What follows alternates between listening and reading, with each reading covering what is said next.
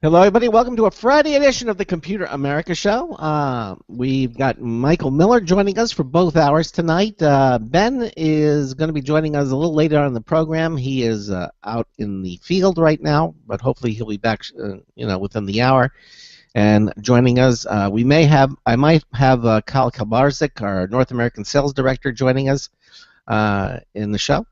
He hasn't joined us yet, so I'm not sure what's happening. But in the meantime, we do have Mike, and we have you, our listeners. We got our show reminder winner of the week, all that great stuff happening on this Friday edition of the Computer America Show, so stand by.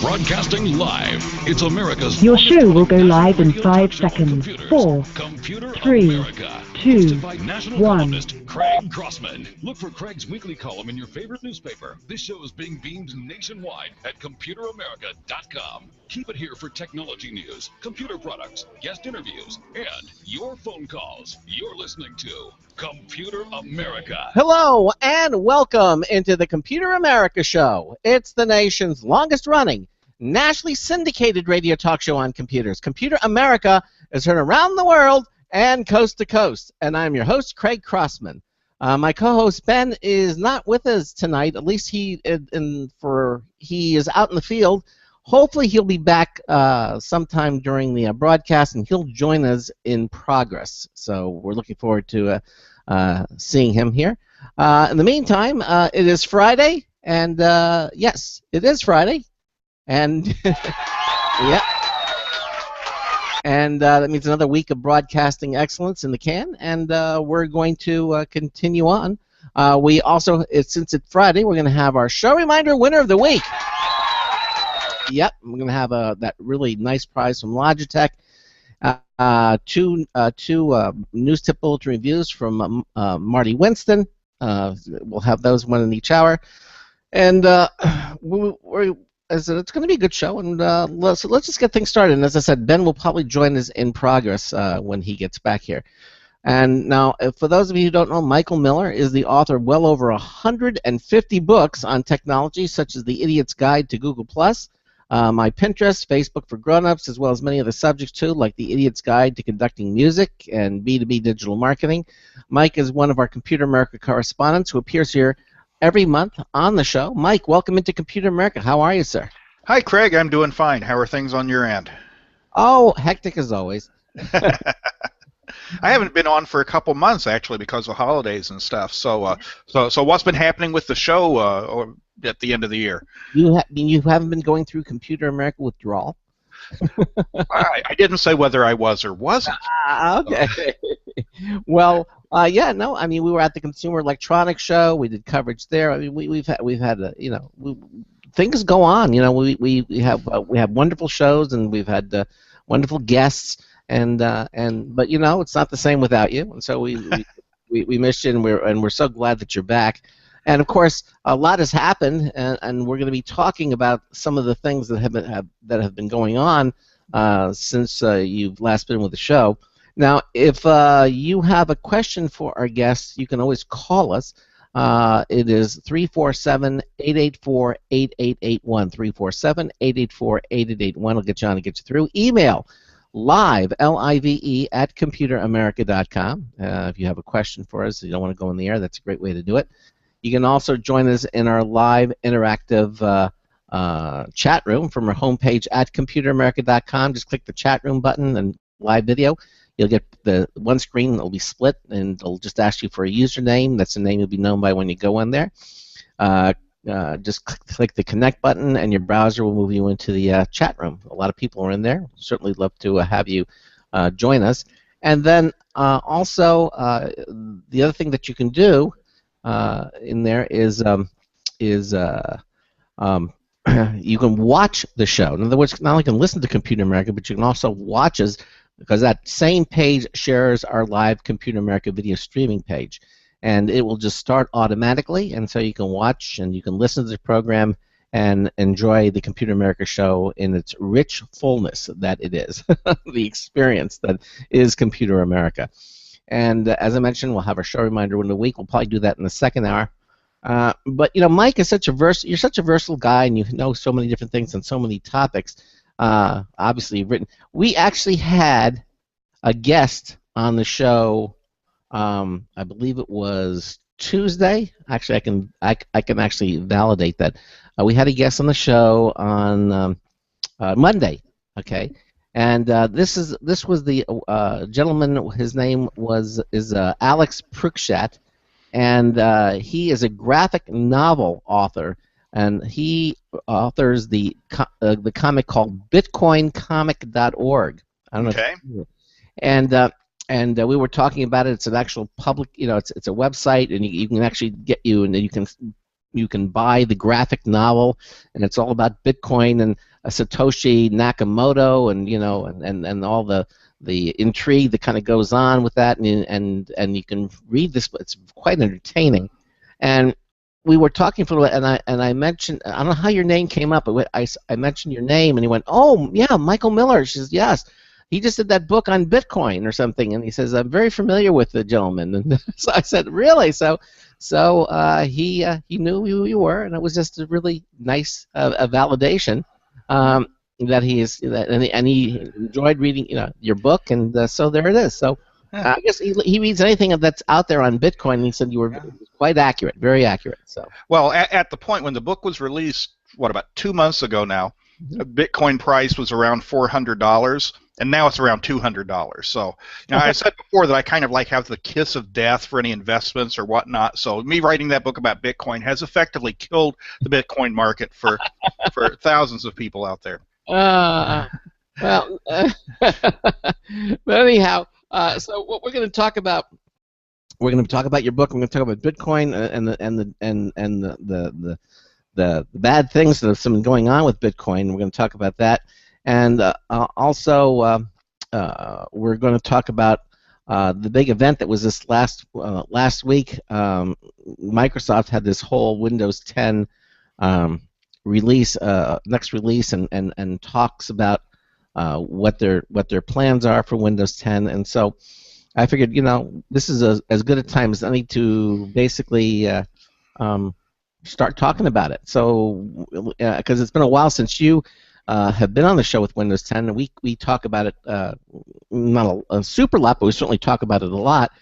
It's been in the news recently, so why don't you tell us a little bit about what your thoughts are with Windows 10? Because to me, it keeps looking like Microsoft is getting their act together. At least it's to me, and everything that they're talking about and doing, to me, looks like a win situation, Yeah, I agree with you there. There are some people who disagree, and we can talk about that in a little bit, which I find hard to believe. But, just to put things in perspective, it's been now, about 3 years or more since Windows 8 first came out, and then there was the Windows 8.1 upgrade from there, and it was just a disaster. I mean, Microsoft, we talked about this before, Microsoft pretty much abandoned its 1.5 billion desktop users, thinking that the whole world was going to turn into tablets, so they wanted to do a tablet operating system, but they were going to foist that operating system, that interface, on everybody, whether they wanted it or not, whether it worked or not, and it didn't. I mean, Windows 8 was a disaster. It helped to, not kill the personal computer industry, but certainly wound it seriously. I mean, PC sales got flat, and then they started dropping because people didn't want Windows 8, therefore they weren't upgrading their PCs. Well, Microsoft fired everybody involved, or reassigned them, or whatever it was. And with Windows 10, they're trying to correct all those mistakes. In fact, really, if you look at it, with a lot of the things they're doing, it's almost as if Windows 8 didn't exist. That this is a more clear jump from Windows 7 than it is from Windows 8. Really? I mean, it looks like a natural upgrade to Windows 7. In fact, a lot of the Windows 8 elements, such as that tiled modern interface and the start screen, which were designed specifically for touch screen and tablet users, they've removed completely. There is no more start screen. Even if you got a tablet, there's no start screen. There is no more charms bars. Even if you got a tablet, you won't see charms bars. So they just take everything that was new in Windows 8, they removed, which I think is fascinating. And what they've done instead is they've gone back to the Windows 7 paradigm with the Start button and the Start menu, and they've modernized it tremendously. The things that are in Windows 10 are, it's what you would expect and then some. The start menu is back, so everybody loves that.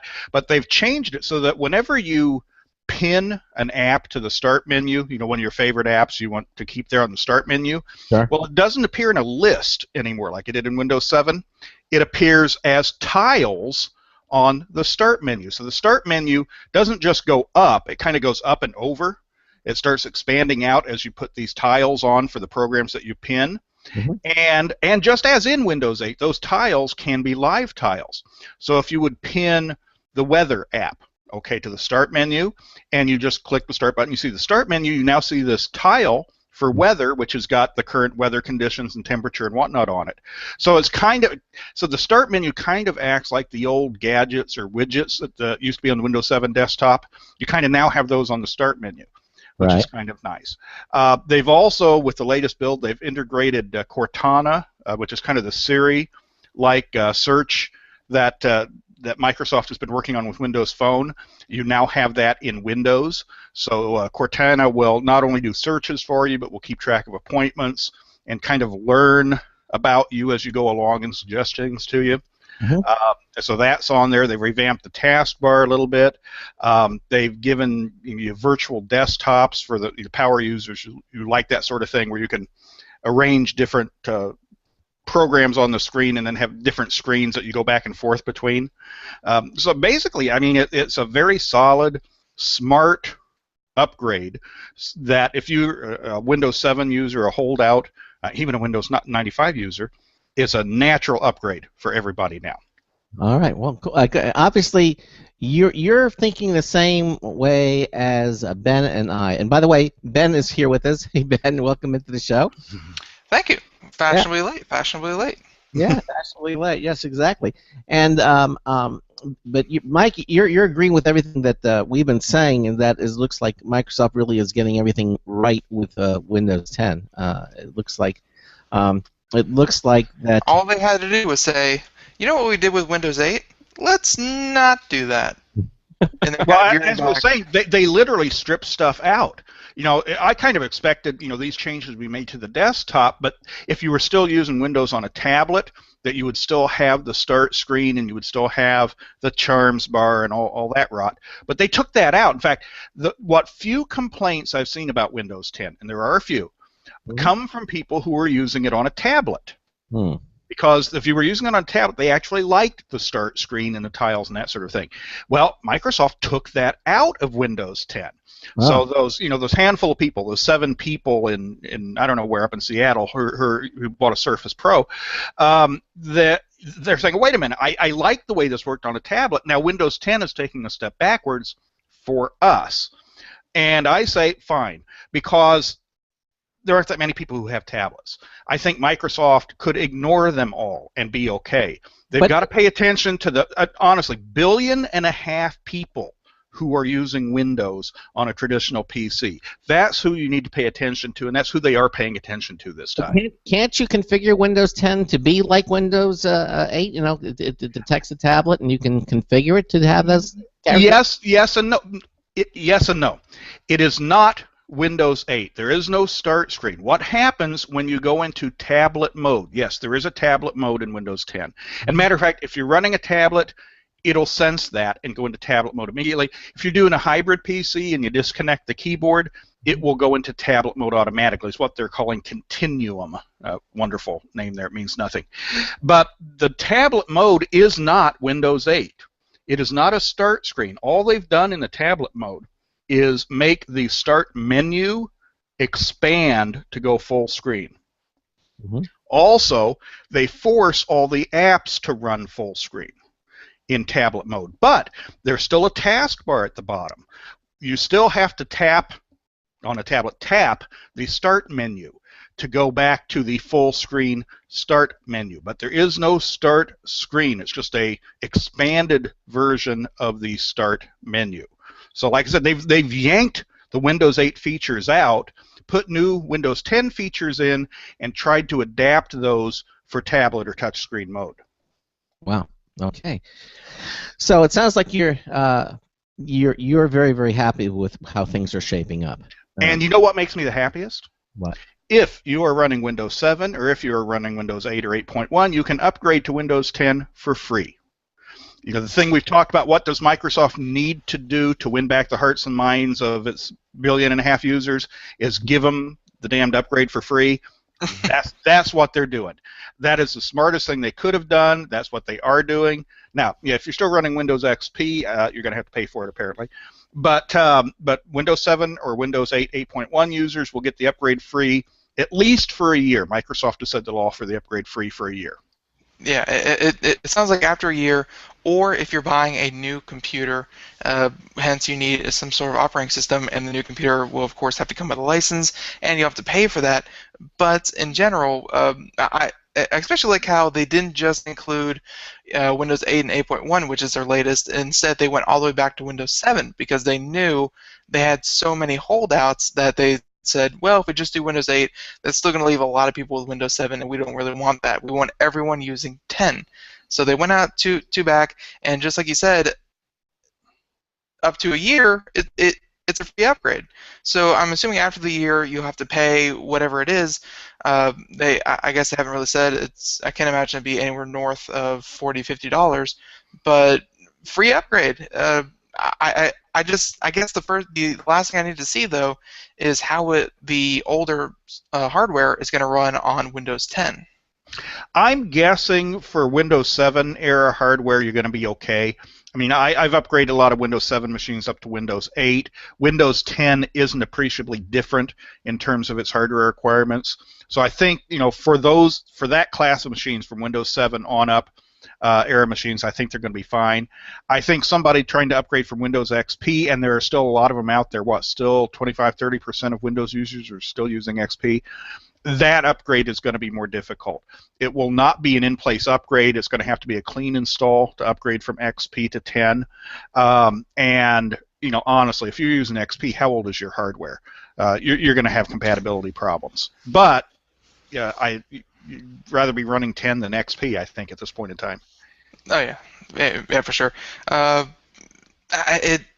It sounds good, and I guess XP Vista, if you're still one of those rare people, you're just gonna have to stick with what you have. I can't imagine anybody is still running Vista. Didn't everybody upgrade to 7 the first day to just get rid of that? Yeah, I know I did. But Windows 10, one thing that I guess you've had some experience with Windows 10. I'm sorry, I missed the very intro. Oh, by the way, did Craig mention that we actually had a guest on that was a fan of your books? Yes, I told him all about that. Okay, yeah, a Bitcoin comic. Yes, and that he admired Mike and the book. He read the book. Yes, I told him all that. Yeah. Yeah, well, and just to be fair on that particular thing before we move on, he reads all Bitcoin books, so you are under the category of all, but he said yours was well researched, so... Oh, that's good to hear. Yep, for sure. No, but with Windows 10, I actually have a question with their newest feature, because I'll be honest with you, I'm a Microsoft Sam man. He's a wonderful person. You've used him forever. What role do you think Cortana is? Is Cortana just a Microsoft Sam replacement, or what role do you think it's going to have in a desktop environment? Cortana, that's a fair question. I mean, obviously on a phone, something like Siri or Cortana or Google, whatever Google calls their thing, on the Android, it has some use. Although I don't think any of those things have been used near as much as the companies thought they might have. Okay, I think like Siri, it's a nice novelty for a while, but I'm not sure how well used it is in everyday use. On the desktop with Cortana, the thing is you can actually use it both with and without voice. So you can activate it with voice by saying, "Hey Cortana," if you turn on that feature, or it can just be part of your normal search. I think with the voice activation, people aren't going to be talking into their computers too much. I don't see that being widely used by most people, but just as part of the normal search experience, it's a better search experience, as well as all the other stuff that brings along with it. So I think it will see some use. I think people might not be a make or break feature for them, but once they start using it as part of the normal search activities, it's put it this way: if I was Google, I'd be a little bit worried about it. Huh? Really? Well, Cortana really has the natural speech element down much better than any of the other ones that I've heard, including Siri. I mean, not perfect, but better. She really sounds much more natural in the tonal inflections and more conversational. Yeah. Now, to be fair, I've used Siri. I've used whatever it is they call it on Google, and I've been using Cortana for a while. And Cortana, it's not fully baked yet. I mean, it just came out in its first iteration on the desktop 2 weeks ago. Mm-hmm. I don't see where as far as the results, as far as what it does, I haven't noticed whether it's any better or any worse. I mean, they're all three of them are a little bit different in terms of how they approach things. I haven't used the voice part of it that much because I don't talk to my computer that much. I have a family. I have a life. I have a dog I could talk to if I wanted to. So I don't talk to my computer, but I do type into it. I mean, anytime I'm sitting over here looking at something and no one can see it because we're on the radio. On the taskbar now in Windows 10, you've got the Start button, and then right beside the Start button is a search box that says "Ask me anything." And that is the Cortana box. And that is essentially your search box. So whether you're searching for a file on your computer, or you want to search the web, or you want to see how old Albert Einstein was when he died, whatever, you type that into there. You get a big search pane that comes up with your results now. And obviously, as Cortana will try and give you the most accurate results up front. If it doesn't know it or whatnot, it'll send you out to Bing. It'll list any files on your computer that match your search. So, I mean, it kind of centralizes it all right there. Yeah, exactly.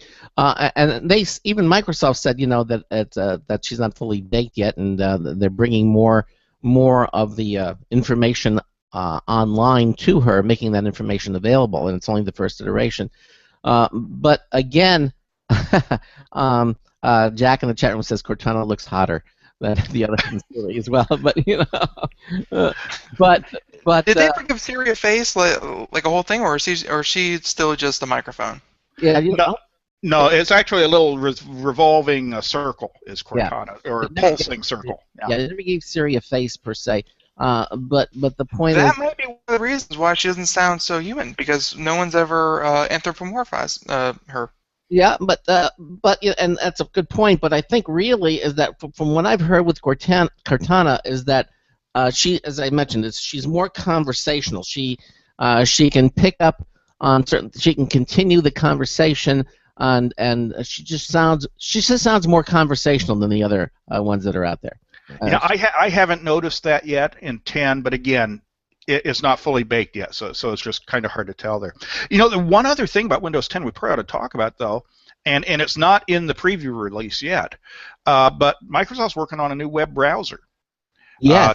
Essentially to replace Internet Explorer after all these years. The code name for it is Spartan. They don't know what they're going to call it yet. And nobody's really seen it yet because it's not in any of the preview releases yet. But they've made it known that this is going to be a Google Chrome type of browser without all the folderol on it. Will be faster, be more compliant to the various newer standards and that sort of thing, and just kind of doing a clean break from the past that was Internet Explorer. Well, it's about time. I mean, it only took how long, and the point is, I mean, they redeemed themselves a little bit with Internet Explorer 10, but unfortunately, Internet Explorer has such a large stigma about it.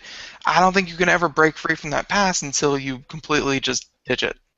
Yeah, and I think that's what they're doing. I mean, from what I understand, Internet Explorer will either still be in Windows or will still be available as a download, but the default browser in Windows 10 will be this new Spartan browser. I've seen some screenshots of it. It does look a lot more like Google Chrome. And and it's funny. I mean, you say, okay, well, wait a minute. All the browsers are the same, whether it's Safari or Chrome or Firefox or whatnot. They all have tabs at the top. They all have an address box. They all, So what's different about them? And on that base level, no, they all do look the same. But in day-to-day operation, that Chrome just feels so much different from Internet Explorer. I mean, I use Chrome primarily when I have to write a book about it. I have to use Explorer, and going back to Explorer is just like it's like I'm all thumbs trying to use it for some reason or another. Just something about it. I mean, it's got the tabs at the top and it's got the address box. It shouldn't be a big deal, but it just feels so clunky compared to the newer generation browsers. So hopefully this new, whatever they end up calling it, the Spartan browser, will be more like Chrome and have more of a modern feel and not feel like it was designed 20 years ago as Explorer was.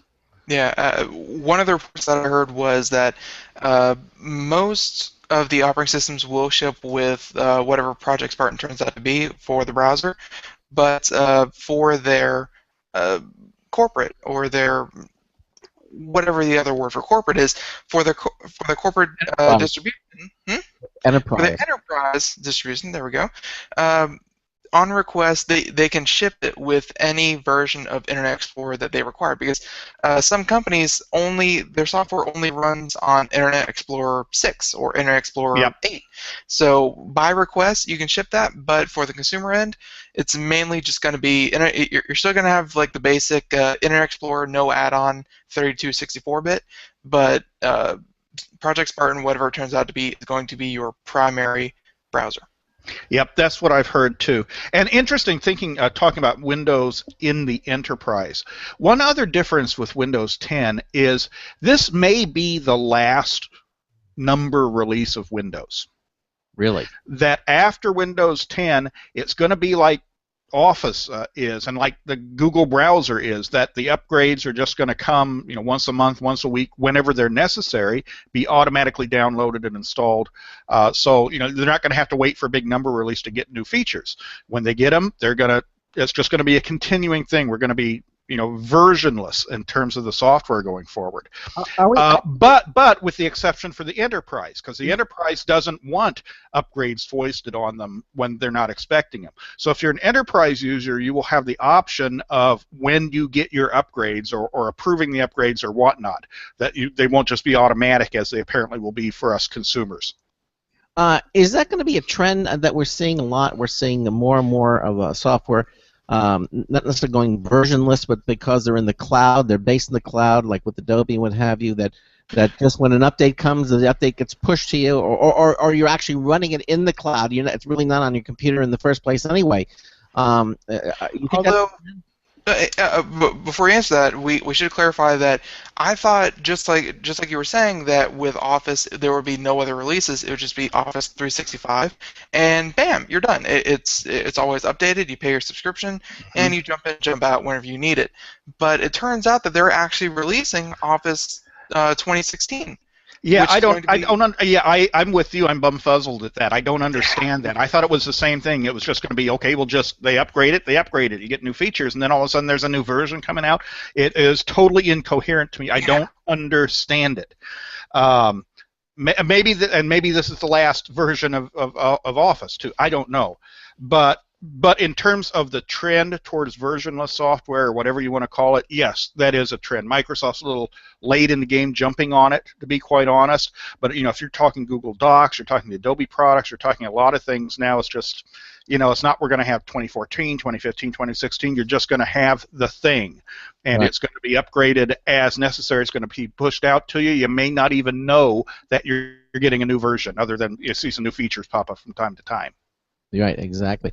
And I think that's what's going to happen. I don't think we'll ever be versionless, because obviously software companies make a lot of money on new versions and maintaining them, and say, oh, we're going to have this extra thing now. Although when you buy something like Office 365, technically, I believe that's versionless. I mean, you're paying them $99 a year, and that $99 a year ensures that you're always going to have the latest version, and it'll always be Office 365. Well, I mean, I don't know. Honestly, when Office 2016 comes out, or 2015, or whatever they end up calling it, will I get that as part of my 365 subscription? I don't know. I have not heard that from Microsoft whether that is or is not the case. So we'll find out on that. Yeah, I was surprised when I heard about Office 2016 because that's what they called it at the time, and I'm saying, well, wait a minute, I'm confused.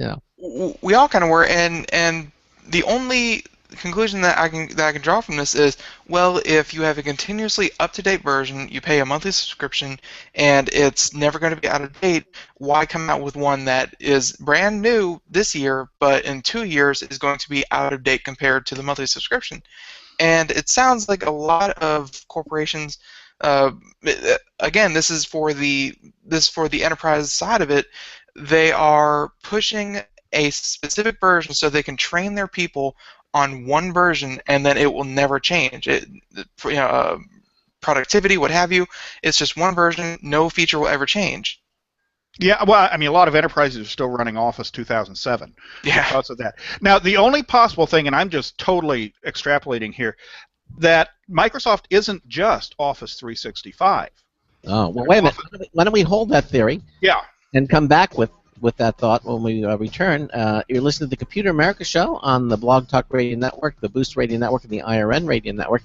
Michael Miller is a guest for both hours. We're talking about Windows 10. We've got a news test bulletin review from Marty Winston coming up. You're listening to the Computer America Show. We will be right back. Don't go anywhere. Hey everyone, have you heard about the No hair removal device that's sweeping the globe? If you want to go weeks without shaving and get smooth, professional quality results, here's our favorite host, Cheryl, for No hair removal. Thanks. Hey gals, I love talking about my No. It's this cute little hair removal system that you can take with you and use almost anywhere at home or on the road. No more expensive in-office treatments, painful waxing, and no more wasting your valuable time. Got unwanted facial hair? No has patented Thermocon technology that works on all hair and skin colors, so it's perfect for using on all body parts. And now you can take advantage of this incredible risk-free trial. Get the No, the facial kit, a travel case, and a $100 discount shopping card, and you don't risk a penny to try it. Try the incredible No hair completely risk-free. Call 1-800-953-5415. That's 800-953-5415. 800-953-5415. Hi, this is Craig Crossman, host of the Computer America Show. You have important meetings to schedule. Your company's getting ready for its IPO, and you're in charge of the PTA fundraiser this month. So how do you coordinate everyone to be available at the same time? Are you still using emails, phone calls, even text messages to schedule meetings with a group of people? How's that working out for you? That's so great, huh? It's a fact that every day, millions of people suffer from scheduling headaches. Well, with Doodle, scheduling meetings with a group of people is quick and easy. With Doodle, you can easily propose available times to each member. Each one checks off the times that they are available, and then you simply pick the time that works best for the group, all in an easy-to-read display that integrates with your existing calendar. Nothing could be more simple. Give Doodle a try for free, and like millions of Doodle users, you'll truly see how easy it is to find the perfect date and time for all your meetings. That's www.doodle.com.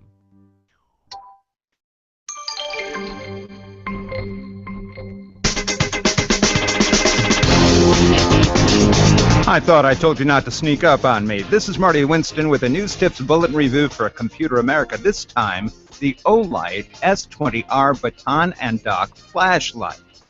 It's a chapstick-size rechargeable lithium battery inside a Tootsie Roll-size everyday carry light. And that's something we might expect in a rechargeable flashlight.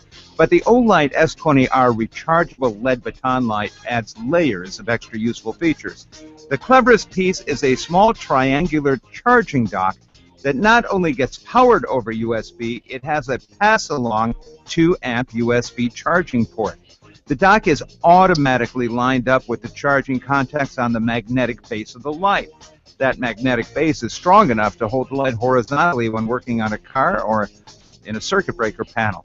A single button on the side of the light selects high, which is 550 lumens, good for 2 hours, or medium, which is 120 lumens, good for 9 hours, or low, which is 5 lumens, good for 120 hours per charge, or with a double press, a bright strobe mode.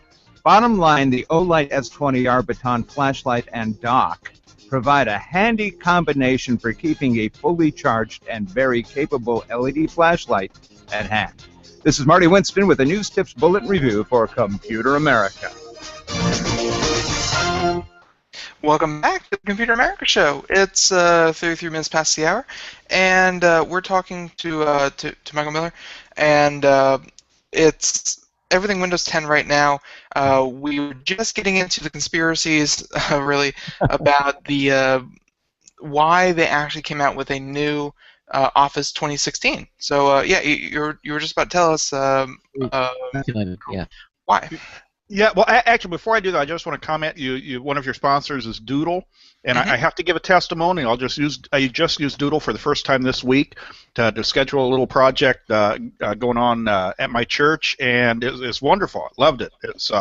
I got turned on by it, and it does what it says. You schedule a meeting, people check, they do their thing, they figure out which is the most appropriate time. It's a wonderful thing. So Isn't it great? Yeah, give me money now. I used it. we had them on, and normally we schedule guests for a full hour, either hour 1 or hour 2. We had them on. We went over every possible way that every possible thing about their product and the company, and we found ourselves with nothing else to talk about at 40 minutes in. I mean, it's really simple, but it works so well. Yeah, it does one thing, and it does it very, very well. I mean, you think, oh, well, why couldn't they include this sort of thing in Outlook, or Google could do it? Of course Google could do it, but they haven't, and Doodle did it, so good for them. Yeah, it is. It really does. It allows you to organize many, many people and find out what the best time is to get the group going. And you're right. It's sort of like a paperclip. Let's do a show on a paperclip. Well, it's great at what it does, but that's it. Yeah, well, it's nothing that I'd probably ever need to write a book about. Let's put it that way. Doodle for Dummies or something. It'd be a little 3-page pamphlet. Right. But that's one of the things. I mean, I sent out the email to the 20 or so people I sent it out to. I didn't have to do a lot of explaining. I kind of gave my heads up on it, and they clicked the button, they checked the checkbox, and we're done. It was wonderful. Well, there you go. Well, I'm glad that you found out about it and used it. I'm very pleased. Now, back to Microsoft Office. Actually, one of the guys in the chat room, I think, hit this on the head, maybe before I came up with it, because I wasn't looking in the chat room at the time. But yeah, I think what's probably going to happen with this Office 2016 is that Microsoft isn't all subscription. I mean, they've got the Office 365 subscription in its various flavors, but they still sell the standalone packages, whether to enterprises or in college bookstores to students or in Best Buy or whatever. I mean, you can still buy the software package. And it's quite likely that 2016 will be available as the new software package. And then all of the 365 subscribers will just get it as a matter of course. Okay. Does that make sense? It makes sense to me. It does. It clarifies a little bit more because I guess again, big companies don't like changes without well, if there's going to be a change, we need to know about it. And we need to make sure everybody is up on it. And of course, with 365, there's no announcement. These things just happen because the Office isn't actually on your computer per se. It is, but that's a weird one. It's because it's not cloud-based software. It is still software installed on your machine, but it's constantly checking in with the mothership and doing updates on the fly. Okay. So I mean, you kind of have to be signed into it, even though it's on your computer, and it updates things on the fly that way. Now, but here's the thing with Office. I mean, with Office 2016 coming up, I am just so thrilled, so excited about this. I just can't wait. I'm losing sleep because. What has been new in Office in the past 10 years anyway? I mean, what in the world can they add to Office that I need? I mean, the last big change they made, which was it 2007 or was it 2010? I think it was 2007, was going to the ribbon interface, essentially moving some of the buttons around. That's what they did. That was the big change 7 years ago. And even before that, for 5 years before that, there really wasn't anything new in it because they'd added everything you could add. You got grammar checking, you got spell checking, you got multiple columns, you got citations.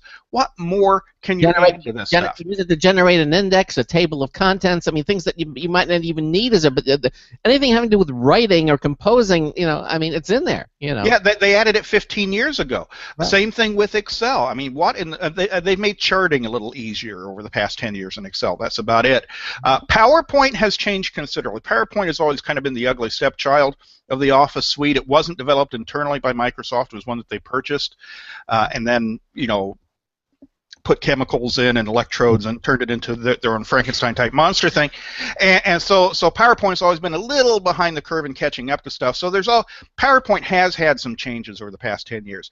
But the other two programs, I mean, other than interface changes, what have they changed in Word and Excel? Access and what's the database, which not everybody has.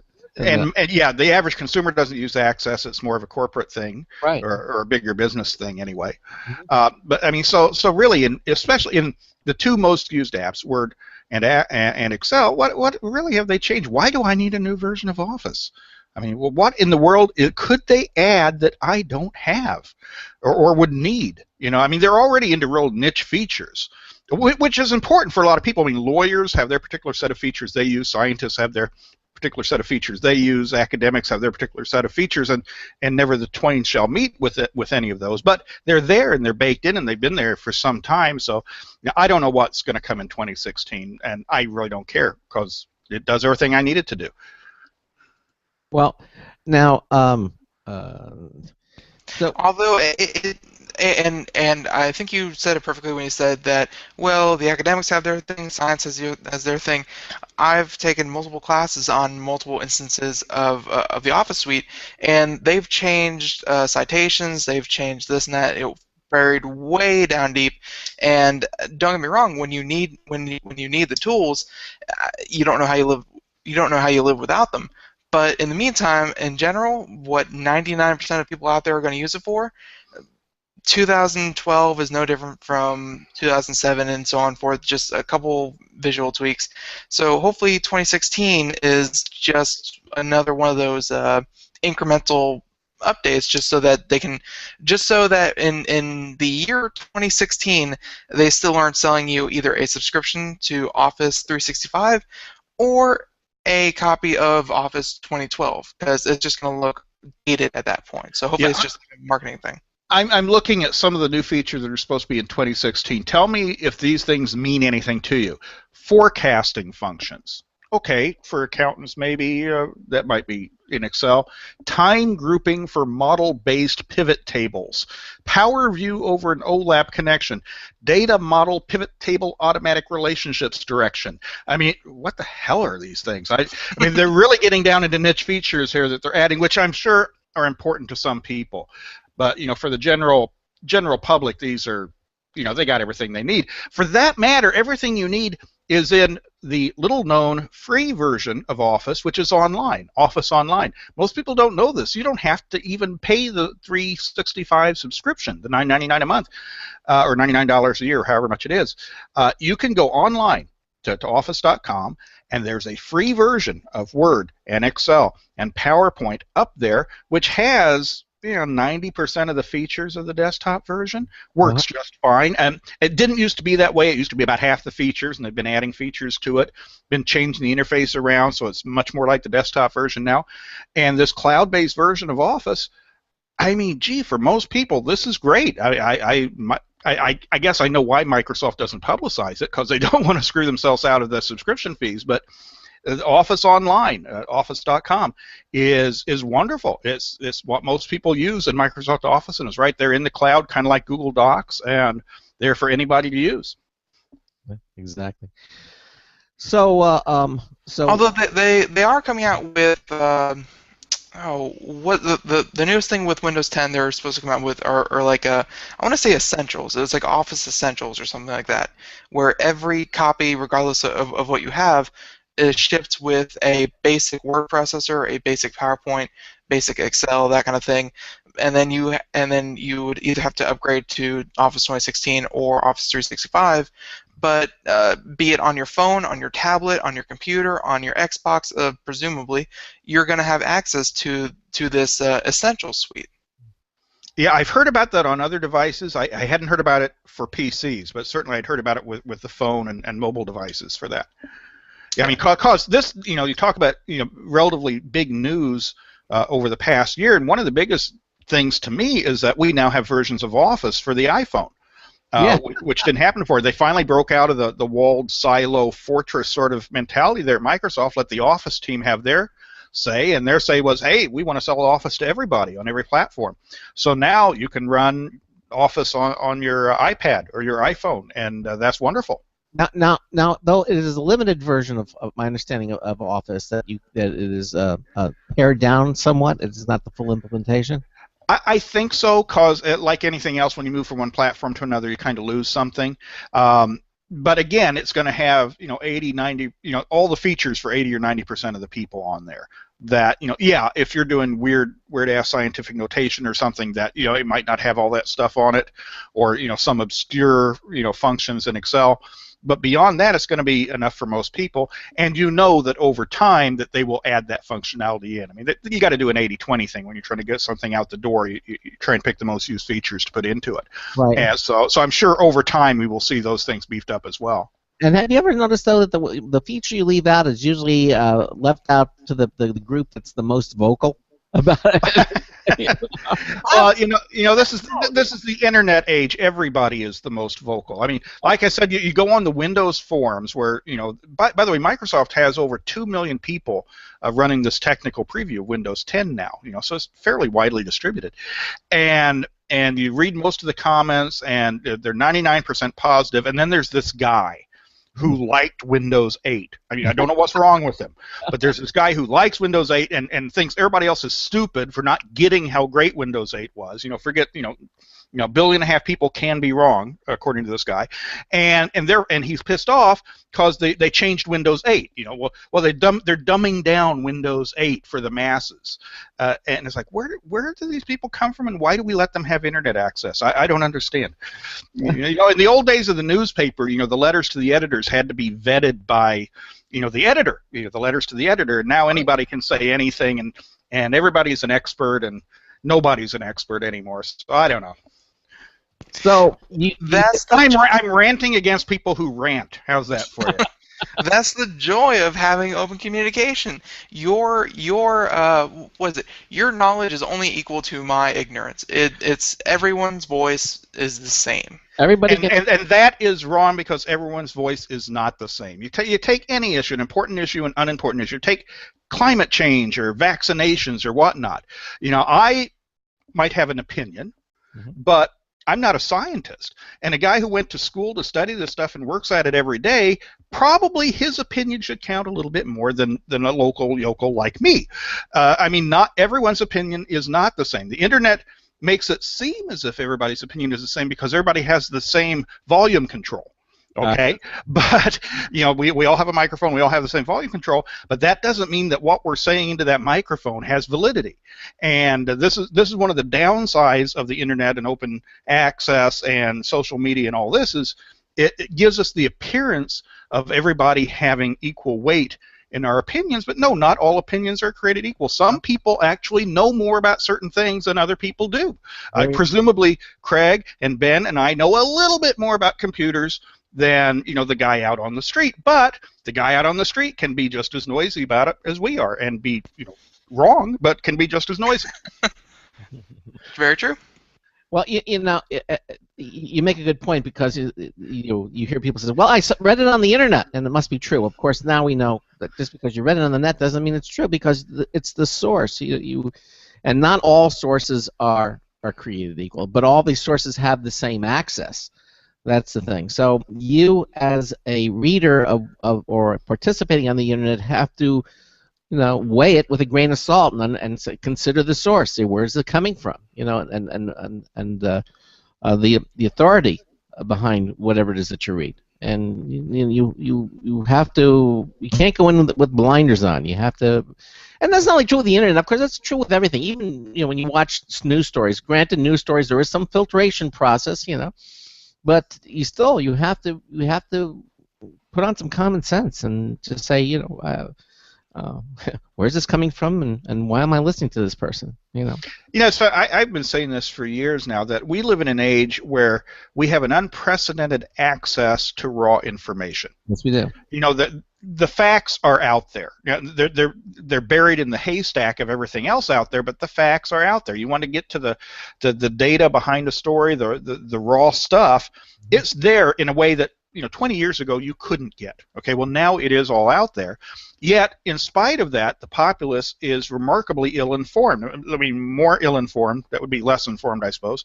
I'm not doing a double negative, but less informed now than in any time in the past. Because there's so much of everything out there, it's easy just to find the stuff you want to find. You know, you search essentially for your opinion, you get your opinion back, and you don't take the time to dig through the layers to find out what's really true out there, even though more than any other time in history, we can find that information. That information is out there. Yes. But we're lacking that editing, that filtration, right, that we used to have back in the day of Walter Cronkite and Edward R. Murrow and whoever, that, you know, they kind of did the hard work for us. And now we, you know, if we wanted to do the hard work, we could find it too, but nobody wants to do the hard work, I guess. You know, we just go to Wikipedia and assume that that's correct.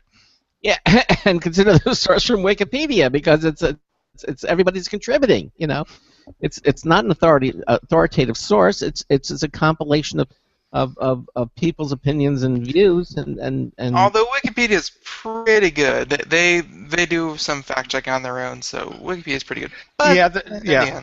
I wrote a book about Wikipedia many years ago, and it's better than you'd think, because it is kind of self-correcting over time, anyway. You know, and of course we always have Snopes to go out there to find out whether something's an urban legend or not. I like Snopes. What I love are people who, you know, they post some ridiculous asinine thing on Facebook, and then somebody, you know, goes to Snopes and says, no, that's not true. So and so was not born in Kenya, or isn't a space alien, or whatever. And then the next reply, you know, on the contents is invariably, well, Snopes, those left wing, you know, you can believe those liars at Snopes. It's like, oh, jeez. Well, there it is. You know, but you know, in many ways, of course, watching the watchers, I guess. Everyone. Yeah, I mean, people are going to believe what they want to believe, even when confronted by the raw facts. Yeah. And that's the thing that's scary. Is like, no, here's the facts. Temperatures are warmer. No, that's not true. You know, no, really, it's here. Really, you know, no, that's not true. No, it's true. Look, the sky is blue. That's when you have to step back and say, okay, we don't agree on facts, so this conversation is over. It's just like that. Yeah. You know, there are just some things where opinions don't matter. You know, if my house is on fire, you could have the opinion that it's not on fire, but it doesn't matter. My house is still on fire. You know, there's some things that are just, you know, we don't have to be fair and balanced about that. There's a fire in my house. We don't have to debate it. Well, there is. No, there is. Well, it's not much of a fire. Well, it could have done no, it's a fire. It is. Get the water. Put it out. Get the water and put it out. Exactly. Oh, but and you know. And it's interesting because we all really know this deep down. We all know it, but yet still it has to be said over and over again. Just because you read on the internet doesn't make it true. Okay. And especially if you read it on Facebook, it probably isn't true. Yeah. So I love the idiots who are in my Facebook's friends list. They got to come up with a different name for friends on Facebook. Just people who spout, you know, garbage is what they are on Facebook. This stuff that floats around, where people get it, why they get it, you know, it reinforces some bias here, there, it's cute or whatever. But oh my, it just flies. I mean, an essential falsehood can fly around the world so fast today. It's incredible. Yeah, Jack in the chat room says, "I never let facts cloud my opinion." Well put. And that just and in the end, there have been social experiments where someone puts a picture they found on the internet with a slogan they found on the internet. They make up a fake story and they leak it to the right people. And social media being what it is, and the internet being what it is, it catches on, goes viral, and that's pretty much the point of viral, is it goes everywhere quickly without it ever being really fact checked or anything. And then it's just a hoax, but everyone thinks it's true. So. I get a kick that when the fake news sites like The Onion and there are a couple other ones out there, they do their fake news stories, and it gets distributed among people that, oh yes, we do have a Sharia law in Detroit or something like that, because it came from The Onion, and it says right there, it's The Onion. Don't you people read where the source comes from? And every now and then one of them goes off the internet and it gets picked up into traditional media. Even though it's coming from, and typically they'll get The Onion now, but there's a couple other sites that are less well known that do this sort of the fake news stuff, and it's like, oh man, it's like you're being I mean, what fools, you got taken here by these idiots, and but it happens and it's everything, whether it be news, medical information. I mean, you want to research a condition and that you may have, or you want to find out more. I guarantee you're going to find opinions that are juxtaposed. I mean, one will say it's this, and then will say no, it's that. And, I mean, you find it in all facts, even in law. I mean, you find conflicting things. I think it's part of the human condition. I feel like we took a tangent somewhere. We were busy giving our perfectly valid opinions about Windows 10, and then we branched somewhere.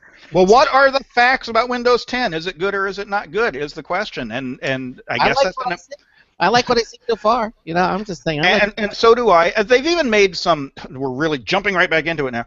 But I like some of the design choices they've made in it. That they've gone away. I mean, if you look at the history of Windows, you start out. Oh, well, with Windows 3, which nobody even remembers. But you get to Windows XP, and you kind of had the kind of square icons that were three-dimensional, that kind of had raised edges, so they looked like keyboard buttons. That was kind of the design thing of Windows XP. Then in Windows 95, they did away with that, made things a little bit flatter, gave everything rounded corners. XP had square-cornered windows, remember? So in XP did, so in Windows 95 did. So when we get to Windows XP, you got more rounded corners, things are a little bit flatter, you don't have that button like three-dimensionality stuff. You move up to Windows 7 and Windows Vista, Windows 7, you get the see-through window, so now it looks like a glass pane setting on your desktop, a little bit more elegant. Well, now moving into Windows 10, although I've heard the translucence might be coming back, but basically all the icons and stuff are changing to this new flat design. So, I mean, you're kind of used to it from the iPhone now. It's kind of that same design aesthetic where everything kind of looks flat with a drop shadow behind it, like it's just kind of sitting on a desktop. What is it? Anti-skeuomorphism? I think that's the term. Yes, skeuomorphism is where things are supposed to look real. Yeah, and then and iPhone went back when the what's his name from Apple? He took the anti-skeuomorphic and made him back more simple. Ives, Johnny Ives. Johnny Ives. He went to that, and I think Microsoft is sort of following suit. I mean, you don't have to. It doesn't have to look real. It just has to connote what it's supposed to do. Right, and I mean they're changing all the icon designs, even for the files and folders that you have in File Explorer. All the icons are changing, and the icons are also, as kind of a tech thing, they're going to scale better. Because now that we've got some very high-resolution displays out there, the old icons didn't scale that well. They didn't look they got too small on those displays. The resolution of the icons was so small. So the icons now are better scalable, so they'll look better on the high-resolution displays. Yeah, and of course, and yet we're getting these 4K displays and it's supposed to look the great detail, but that detail isn't there. They're having all this great detail, but now we don't need it. So yeah. Well, Windows 10 is taking that into account. I mean, it does look different than Windows 7 or Windows 8 did. Better or worse, I don't know, that's going to be somebody's opinion, but it's more modern. I mean, when you look at Windows 10 and then you go back to Windows 7 feels a little older now. So I guess that's a good progression in terms of design for Microsoft. Exactly. All right. So we're coming to the top of the hour. So your opinion, Mike, then, is that Windows 10 is really on the right path? Yeah, I think it's on. I mean, there's no reason when it comes out, and Microsoft is saying fall now, although I've heard some rumors that say actually it might be before then. But depending on who the customer base is, they might save the enterprise version until fall, but the consumer version might come out a little sooner, whatever. But when it becomes available, It's a free upgrade. You don't have anything to lose. And if you're a Windows 7 user, it's going to feel natural. It's going to fix a lot of things. It's going to move up, and you don't have to deal with the Windows 8 mess. If you're a Windows 8 user, I'm sorry for you, but this will fix everything. So if you're a Windows 8 user, you got to do it. You just got to. If you're a Windows 7 user, this is what you've been waiting for. So I think it's a natural upgrade for everybody. I think this is going to be a very big thing when it releases. So there you have it, and again, it's coming from an excellent source, Michael Miller. He's our correspondent, and what version that you have right now of Windows 10 you're using? What does it say on my desktop here? 90. I can't read it because it's white against a white background. It's not. It's the technical preview that was released about 2 weeks ago in January, which is actually the third publicly released version of the technical preview. The first one came out end of October, second one was end of November. This version came out the beginning of January. So just about on 30-day intervals, give or take, they've been releasing new versions. Okay, and so there you have it. If you don't have Windows 10 of the preview version, it's free. Realize that it still has some problems. It's not old and master. And the bigger, there are some bugs you encounter from build to build. The main thing is that each build is different. Microsoft is listening and encouraging and listening to user feedback and is making changes. So, whatever you test, don't get used to it. Because Microsoft is changing it. Exactly. It might not be in the next version. All right, well, we're at the top of the hour, so we're going to take a quick break just for a few moments, and then we'll continue on. And when we come back, if you have a question about Windows 10, you can still call us, and we can certainly talk about it, 347-884-8881. But we are going to kind of shift gears a little bit, and we are going to go into Bitcoin. I know there was a debacle there that we need to talk about, and possibly also the Internet of Things. For several reasons, including Mike's got a book coming out called The Internet of Things. What a coincidence. All right, this is the Computer America Show on the Blog Talk Radio Network, on the IRN Radio Network, on the Boost Radio Network. Michael Miller, our guest for this hour and the upcoming hour. We'll be right back. Don't go anywhere.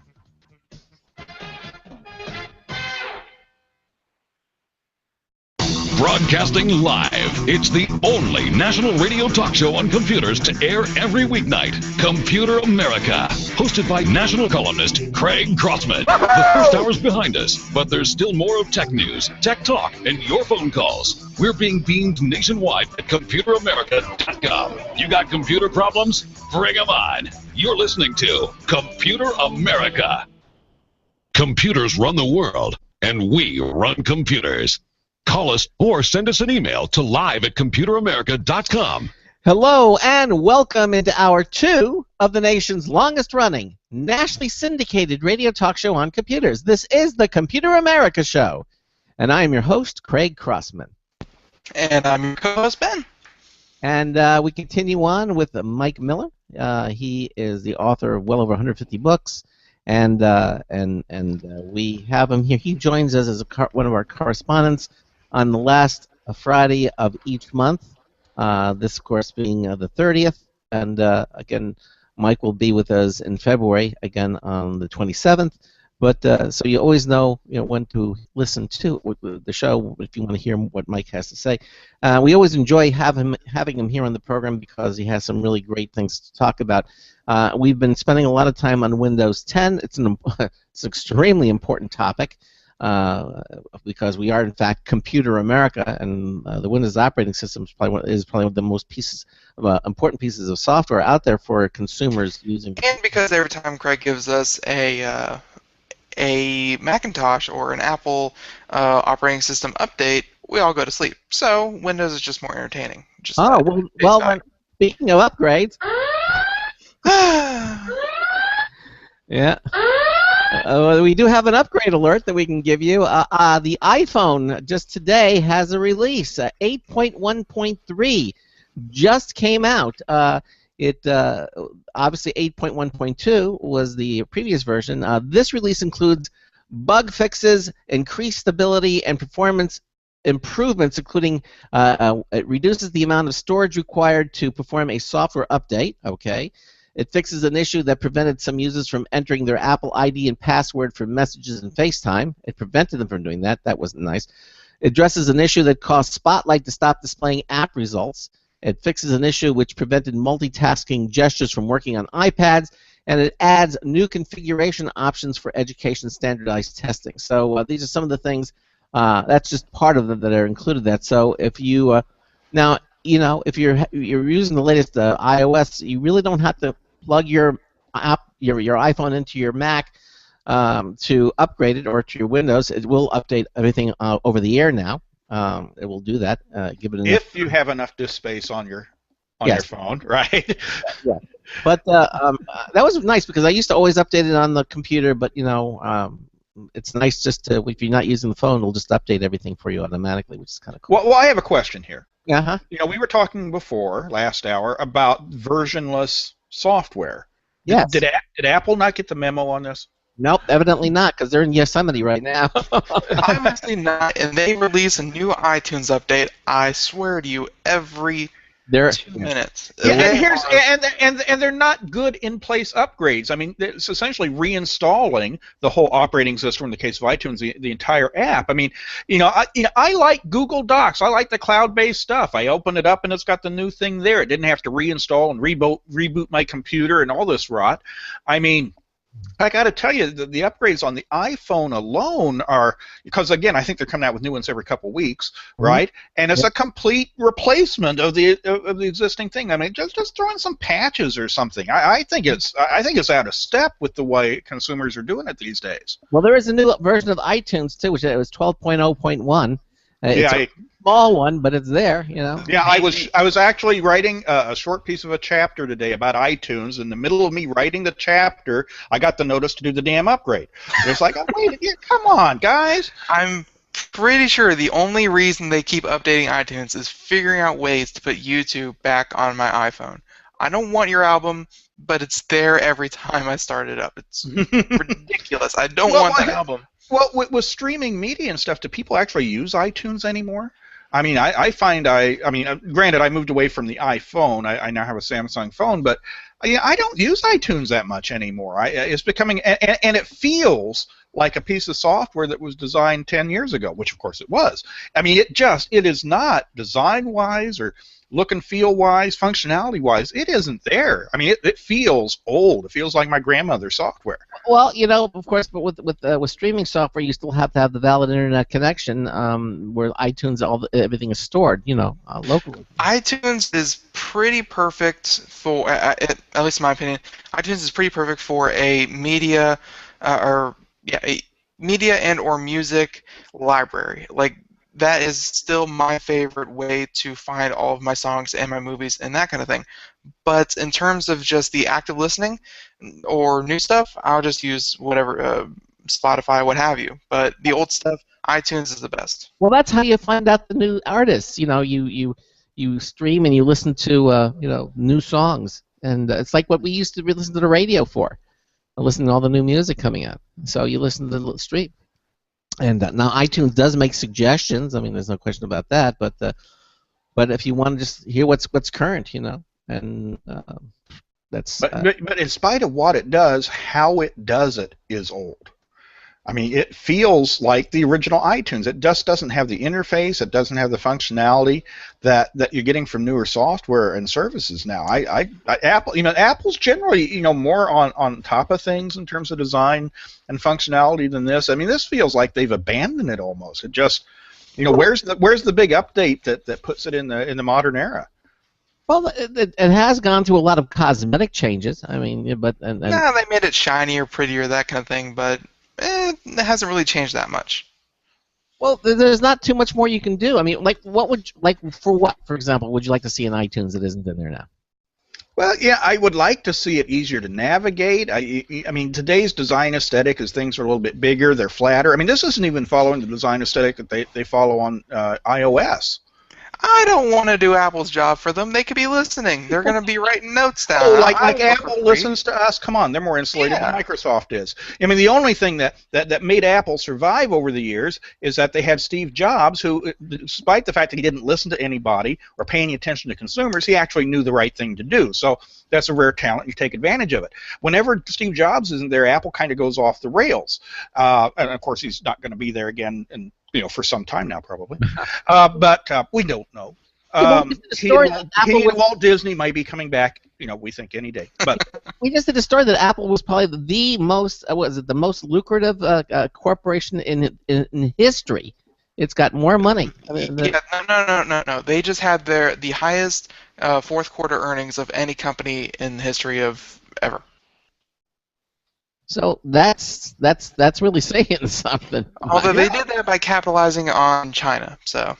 Yeah, and basically, and that's all still we're operating off of a Steve Jobs inspiration, which is the iPhone. I mean, their iPod revenues have gone down the toilet, of course. The iPad has peaked, shall we say, and now they're essentially a one-product company in terms of revenues, which is the iPhone, which is wonderful for them right now. But when the next thing happens, are they going to be on? I mean, the next thing, of course, will be the Apple Watch, which 5 people, including Craig, will buy, and will be a dismal failure. They won't spin it that way, but it will be.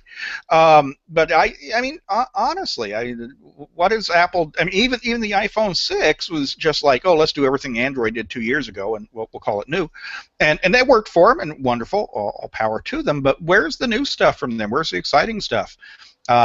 Without Steve Jobs there, and without having a real pulse or listening to the pulse of the marketplace, I don't know whether Apple can do it or not. Now, far from, I'm betting against like the most popular, most successful company in the world right now. So who's going to listen to me?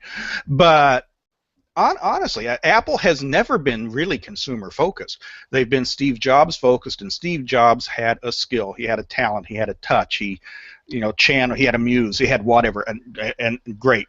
But as a company, I don't think they're any more consumer focused than Microsoft, and Microsoft certainly has not been the most consumer focused company in the world. Mike, Jonathan in the chat room says he's a big fan of yours, but then we're looking at it, and now I understand why, because we see your fan up in the There we go. Yeah, okay. Is that better? Yeah, that's better. All right. That just slipped right up there. It does. If it were the summertime, we could put some streamers on it and really excite people. Yes. Yeah. So anyhow, the slippery cameras, they just want to point where they want to point to sometimes. That they do. Gravity works. Yes, gravity is a wonderful thing. Okay, so you want to we concede that Windows 10 is moving in the right direction. We all can't wait for it. It's going to be a wonderful thing when it comes out, and we will continue to update everybody. I'm sure next month when you're back again. And why is Windows 10 so much better? Because Microsoft, for maybe the first time in their history, listens to their users, to their consumers. In fact, it's a wonderful thing during the test process here of Windows 10. You'll be using it, and they'll pop up a little dialog box. Say, well, hey, how easy was that for you? Mm-hmm. Did you have any trouble doing what you just did? And you fill in a little survey, check mark, add your comments if you want to, and it goes back to the mothership. So as we're really testing it now. I'm not sure that any of the tests before have been tests. This is a real test, and they're listening to people. They've already listened to some feedback and made some changes that I'm aware of in terms of what's there and where it's at or what's not there, as the case may be. I mean, this is the way it's supposed to work. Microsoft has never done this before. For that matter, Apple has never done this before either. I mean, the tech industry doesn't. Tech industry is remarkably insulated. They're techie people. They think that if they design it, that everybody will want it. That if it's neat to them, that will be exactly what people want. And that really isn't how things work in the real world. In the real world, you find out what people want, and then you kind of build it for them. Right. Because that's what they want. So you build it for them. The tech industry is that weird exception where we're going to build it and people are going to like it because it's so neat and we told them so. And every now and then that works. I mean, again, Steve Jobs being the example there with some of the Apple products. But Microsoft didn't have a Steve Jobs. So when they built something that they thought was neat, like Windows 8, nobody came. That and Zune. Poor Zune. Oh, yeah. Oh, I remember the Zoom. Yeah. Oh, you didn't name them. I mean, we could have a whole show about Zune and Clippy and what was the Bob. Microsoft Bob? Yeah, Bob. Yeah. Which, by the way, was the brainchild of the future Mrs. Bill Gates. Bob was her project, and he married her anyway. So That's right. So there. What do we know? Do you want to marry the CEO? Right. And the kids out there going, Bob, Clippy, what are they talking about? Exactly. So, all right. Well, let's talk a little bit about Bitcoin, because I know you've got a book coming. You got the book out now, and Bitcoin took a nosedive, and it was not completely because you wrote a book about Bitcoin. It very well might have been. I do have the kiss of death for some of this stuff. No. It's like all the uncool people know about us now. Just everyone's scared. Well, the funny thing is, I mean, when I wrote the book, back in the dark ages of 3 or 4 months ago, Dark age. Bitcoin is a rapidly evolving story. And, what is Bitcoin? It is a virtual currency, a digital currency, a cryptocurrency that a lot of people would like to replace traditional currencies because you can't track it. You don't have people taking usage fees off the top. I mean, libertarians like it, as do criminals because it's untraceable. There are lots of people who like Bitcoin for lots and lots of different reasons. And people would like to think of it as a currency that we want to get retailers. In fact, there are some already, like Overstock.com, who will accept Bitcoin as payment. So they want people using Bitcoin as a currency. The problem is the price is all over the place. I mean, when I got done writing the book, literally just a couple months ago, the Bitcoin price was around $400. In fact, it had gone over $400 while I was writing the book. Today, the Bitcoin price is $228. That's the exchange rate. Wow. In fact, it has gone below $200 in the past couple weeks. Anticipation is it will fall back below 200 again. I'm looking at a chart now on a screen. See me on the radio looking at this on the screen. 1 year ago, January 30th, the Bitcoin price was 803. Woo! So it has dropped from 803 to 228 in the course of 1 year. Now, what other investment has been that good this year? I mean, oil hasn't dropped this much, has it? I mean, it's a horrible investment. But that's the way people are treating it now, because you can't have your money, your bills in your wallet, losing 75% of their value. No. I mean, that's not a usable currency if that's going to happen. It's not reliable. So when you look at Bitcoin news today, just go out on Google and Google Bitcoin news or whatnot. You have all these experts, quote unquote, weighing in on what's going to happen with the Bitcoin price next week. Nobody anymore is talking about currency. Nobody is talking about retailers taking it. They're talking about, what's going to happen to my money? Is it going to go up? Is it going to go down? Should we short it? Should we buy it? Should we sell it? Oh, they've got applying all sorts of weird financial formulas to it to predict what it's going to do. Well, because it's dropped so much in the Fibonacci, I don't even know what these things are. This equation says that it's going to go down to this, and then it's going to go up to here. And of course, nobody knows because it's just gambling. But nobody is talking about Bitcoin as a currency today. They're talking about it as a commodity, like pig bellies or whatever. Yeah. So and that's because of the instability of it. When you have something that has, at one point, in fact, 800 wasn't even the top. You actually go back to November of 2013. So 14 months ago maybe, the price was up over 1,000.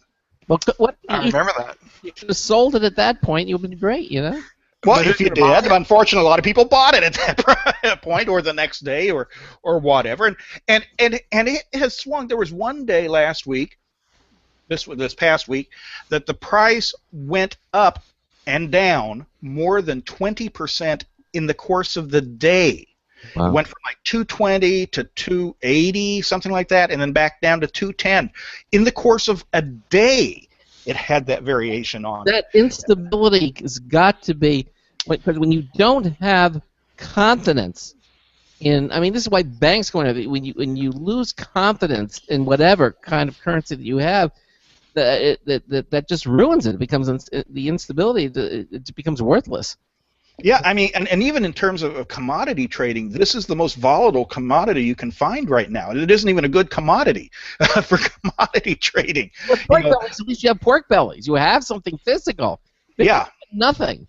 No, just a string of numbers sitting out there on the internet somewhere. Yeah, it's incredible. I mean, my book just got published a couple months ago. If I were writing that same book today, I would come at it from a completely different angle, because I would treat it as, and I address this a lot in the book. It's not as if I didn't address it, but I would go from like 40% coverage to about 80% coverage, treating it as a commodity as opposed to as a currency.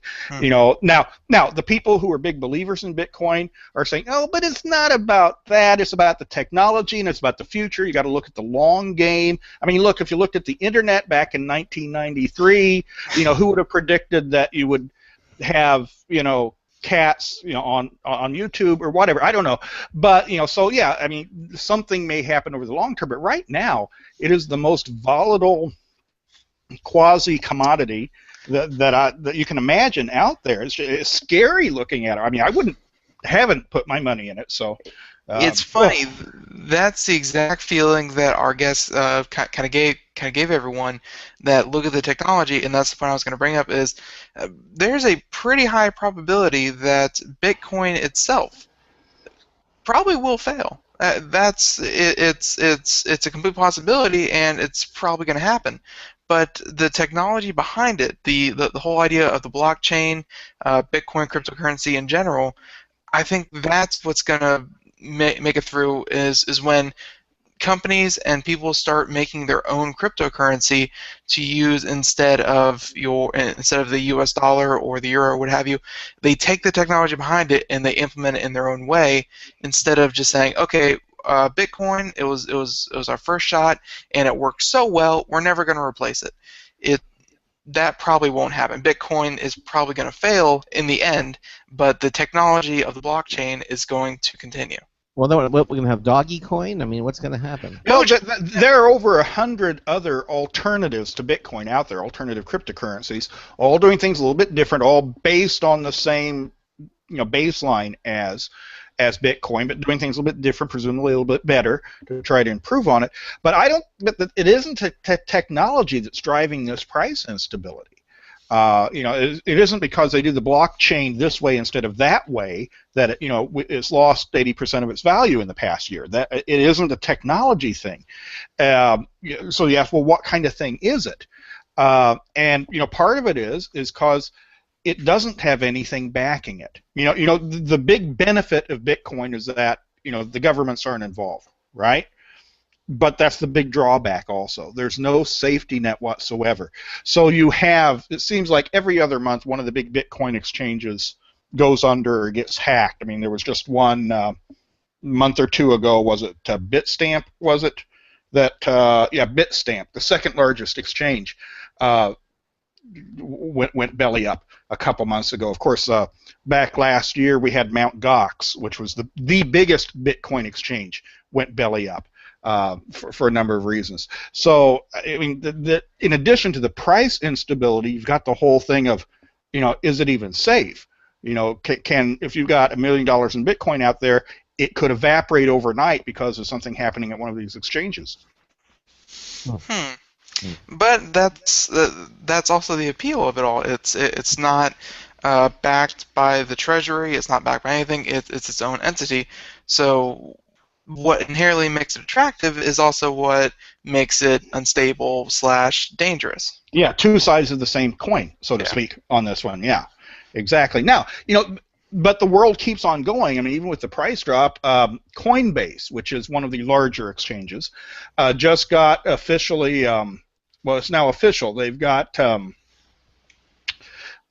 it's regulated by the New York Stock Exchange now. It's kind of a big deal. So it's really the first U.S.-based Bitcoin exchange, and certainly one of the first to be regulated in that fashion. So that's moving ahead. We've got the Winklevoss twins, Facebook fame, who are moving ahead with their new Bitcoin exchange. Harley Hahn, the guy behind CNET, is moving ahead with his Bitcoin semi-exchange also. So, I mean, we're getting more, big names, big people in this now, and maybe that will make a difference. But there's just things that are weird about it. Here's a good one. See if you can grasp this. Retailers, okay. The industry's been after retailers to accept Bitcoin as payment. All right.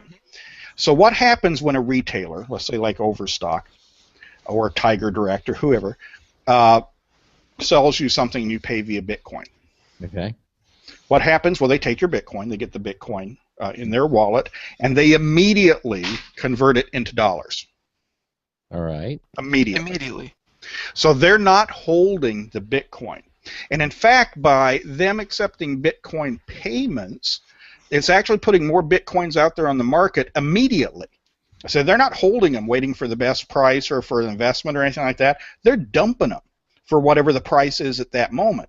So in a way, by accepting Bitcoin payments, they're driving down the price of Bitcoin. Because they want to get rid of it immediately, so they're not doing good trades even. They're dumping the stuff. So the more commerce we have going through Bitcoin, the more there's going to affect the price. There's going to be price pressure on it to drive the price down. So essentially it's as if you were buying, let's say, a car using gold. Obviously, whatever dealership you buy from doesn't want to sit on gold bricks. They want cash. So you give them the gold bricks, whatever the current market value is, and they turn around and immediately that same day, that same minute, turn around and sell it for cash. And that means there's, just to convert the analogy, there's Bitcoins floating around everywhere that have no owner, or rather, you just people are starting to stockpile them instead of cash. Yeah, and in fact, it's flooding the more commerce we have, the more the market becomes flooded with Bitcoins. The old supply and demand thing, you have more supply than there is demand, at least at that moment in time, and that drives down the price. But there's still a finite number of Bitcoin. There's still a finite amount of gold out there, right? I mean, you can't. Right. The finite number of Bitcoin. So doesn't that help the situation? I mean, well, in the long term, it might. If the volume level was higher, it might. But Bitcoin is still a relatively small thing. Okay, it gets a lot of press, but it's still a relatively small deal, and a small amount of them out there, and a small amount of traders. So honestly, a couple of big trades in the course of a day can affect the overall price. All right. A couple big traders, a couple big things going south can make a huge difference in the price. Whereas, in the gold exchange, they'd just be a blip. They'd be a drop in the ocean. On top of which, there's people aren't just using gold for gold. I mean, people use it to make jewelry. It has uses, whereas Bitcoin. Oh, we should make Bitcoin into jewelry. That's a good idea. Yeah, exactly. Into virtual jewelry, I actually don't have the jewelry. It's stored out there on the internet, and you can look at the numbers that make up that jewelry, but you actually don't wear it. Yes. So it's really not fair to compare it with gold, because gold has a certain intrinsic value that Bitcoin doesn't have. Well, and that's what makes Bitcoin unique among commodities, is it's a commodity without any basis. Yeah. There's really nothing there behind it. Here's another thing which is affecting this. This is a weird one. Now, new Bitcoins get created by a process called Bitcoin mining. When a Bitcoin transaction takes place, if I trade you or buy something for you and pay with Bitcoin, that transaction has to be verified. It gets verified by a very sophisticated, complex series of mathematical calculations, which is performed by somebody out there in the Bitcoin world with a big, heavy-duty room full of machines that has to, has the power and the juice to run these heavy-duty calculations. And the first person out there, the first entity out there, to get the calculations right wins. Right. It approves your transaction. Okay, that's kind of how the Bitcoin verification process works. But two, he gets paid for that, because there's a lot of work involved in terms of computing. And I believe, what is it now? They get 25 Bitcoins for each transaction block approved. Now, at $1,000 a Bitcoin, That's a pretty big deal. You win a transaction, you make money. So Bitcoin mining has been profitable, but the profitability has gone down because the difficulty level of these transactions has gone up. I mean, you got to have a warehouse full of specialized computers pulling, all the energy you can pull out of the Hoover Dam to make this thing happen. And I'm really not exaggerating there. Yeah. A lot of these Bitcoin miners are in other countries or in places literally right next to hydroelectric dams and hydroelectric energy like that, because that's the cheapest form of energy out there today. And so Bitcoin mining has become this kind of an arms race, okay, in terms of the machinery going up, and individuals can't do it. It's got to be conglomerations or entities with huge amount of computers, which was fine when the price was $1,000 a Bitcoin. It was fine when the price was $800 a Bitcoin. It was fine when the price was $400 a Bitcoin. But when it's down to $200, yeah. It costs more to perform the transactions in terms of electricity costs, let alone the hardware costs, than they make from mining the Bitcoins. So now we've got all these mining cartels that are getting ready to shut their doors, close up shop, go out of business, because they can't make enough money mining the Bitcoins to mine the Bitcoins. But if enough of those go out, then the ones that remain, or the ones that can hang out, will capitalize on that, won't they? Well, there should be an equalization there, that actually the difficulty level should come back down as the price lowers, and again, as people get out, there'll be fewer. It should average out, but I got to tell you, the Bitcoin mining business, which literally looked like a recipe to just make money, okay? Right. Literally, they were making money. Now looks less so right now. I mean, it's just like oil well producers. That when the price of oil is at a certain price, you can go after the difficult to drill oil and the stuff really deep down there. But when the oil price drops down too low, the oil drillers go out of business. Right. And it's kind of the equivalent we've got going on in the Bitcoin world right now. That's whether they're was it fiscally productive? No, I would say fiscally productive. Whatever, where it's actually is what happening.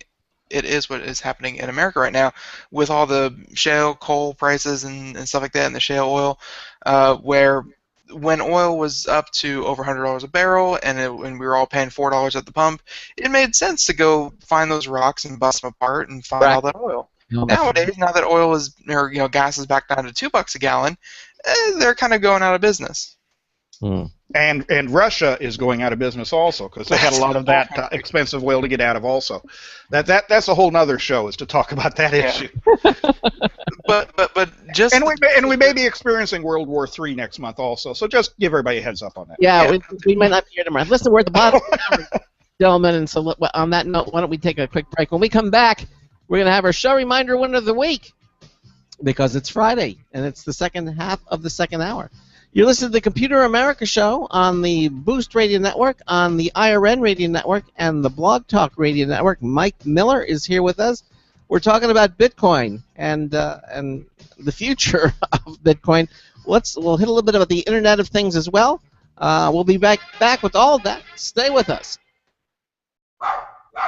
Looking for a best friend? Brother Wolf Animal Rescue has your best friend waiting just for you. The mission is to protect and enhance the lives of companion animals and the people who love them. Their no-kill rescue shelter is open year-round, making it easy for people to adopt their best new friend. This year, Brother Wolf will find homes for over 2,400 orphan dogs, puppies, cats, and kittens. All have ended up as an orphan through no fault of their own. Brother Wolf has created a safe, nurturing environment where these special animals can heal emotionally and physically until they find a lifelong home. Their life-saving transport program brings dogs and puppies from overcrowded shelters in the south to rescues in the north where homes are easier to find. Brother Wolf Animal Rescue is a 501c3 organization. To learn more about their life-saving work and to make a donation, visit their website at www.bwar.org. That's www.bwar.org. Help to realize Brother Wolf's vision when no animal is euthanized for lack of a home. Who's a good boy? Don't complain about your cable bill going up and up and up. Do something about it. Grab a pencil and jot down this special number. 1-866-663-MyTV. The more cable TV rates go up, the better digital satellite TV looks. So, disable the cable and get more of your favorite channels in 100% digital quality for less money. Call 1-866-663-MyTV right now to sign up for packages starting as low as $19.99 and up to 4 rooms. And there's no equipment to buy. That includes your free HD TV upgrade, your free DVR upgrade, and your free professional installation. And the best part? The pristine digital picture and sound. Call 1-866-663-MyTV. So, what are you waiting for? Pull out your major credit or debit card. Call 1-866-663-MyTV. 1-866-663-MyTV. Disable the cable, cut costs, and get more. Call 1-866-663-MyTV. 1-866-663-MyTV.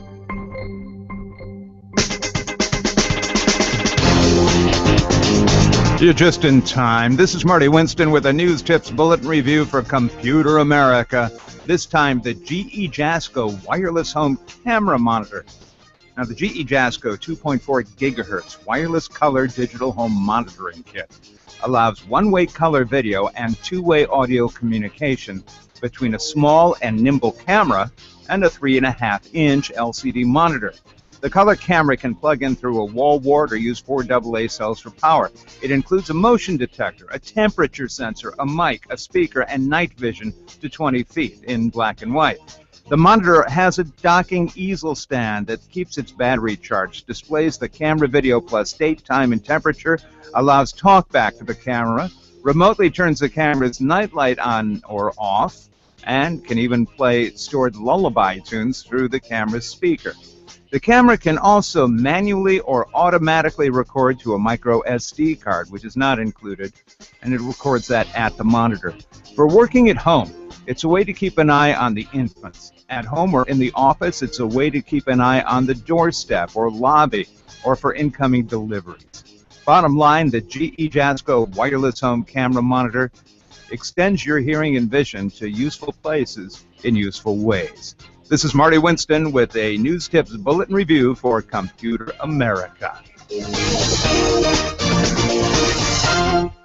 Welcome back to the Computer America Show. It is 33 minutes past the hour, and before we get back to Michael Miller and wrap up with Bitcoin, we should give away something on the show because we haven't done that in a week. That's very right. That's very true. And it is the 30th of January. 2015, and it is Friday, so let's do it! Alright. This week's show reminder winner is...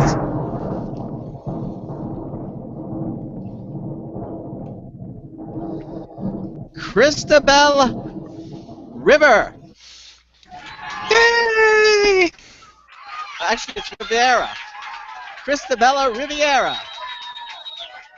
Christabella, you win the Logitech Wireless Rechargeable Touchpad T650. That at $80.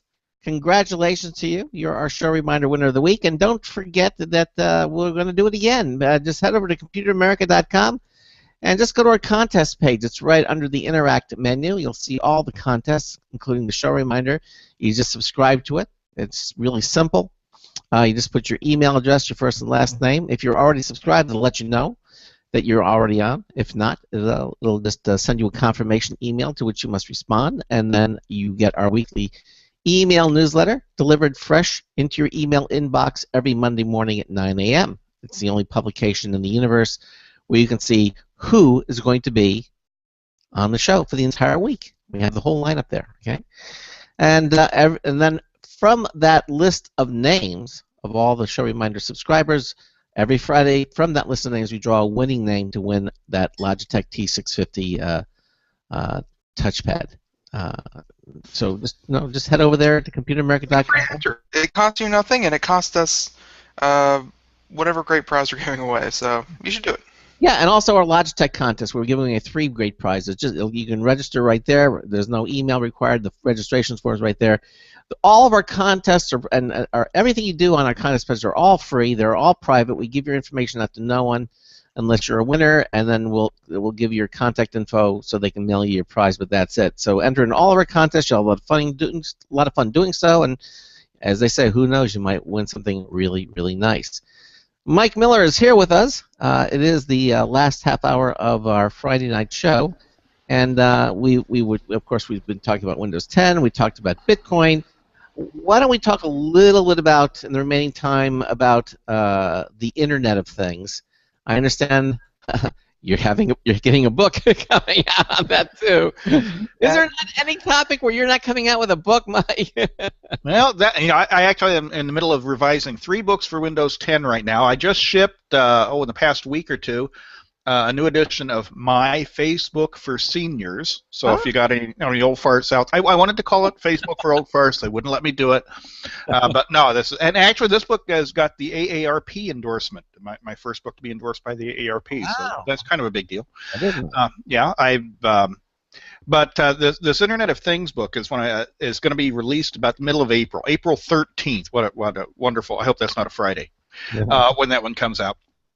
But the Internet of Things is fascinating. I don't know if you guys have been involved with this, but the current Internet we have now is kind of an Internet of people. I mean, yeah, we go to websites and stuff, but it's really a person-to-person type communication.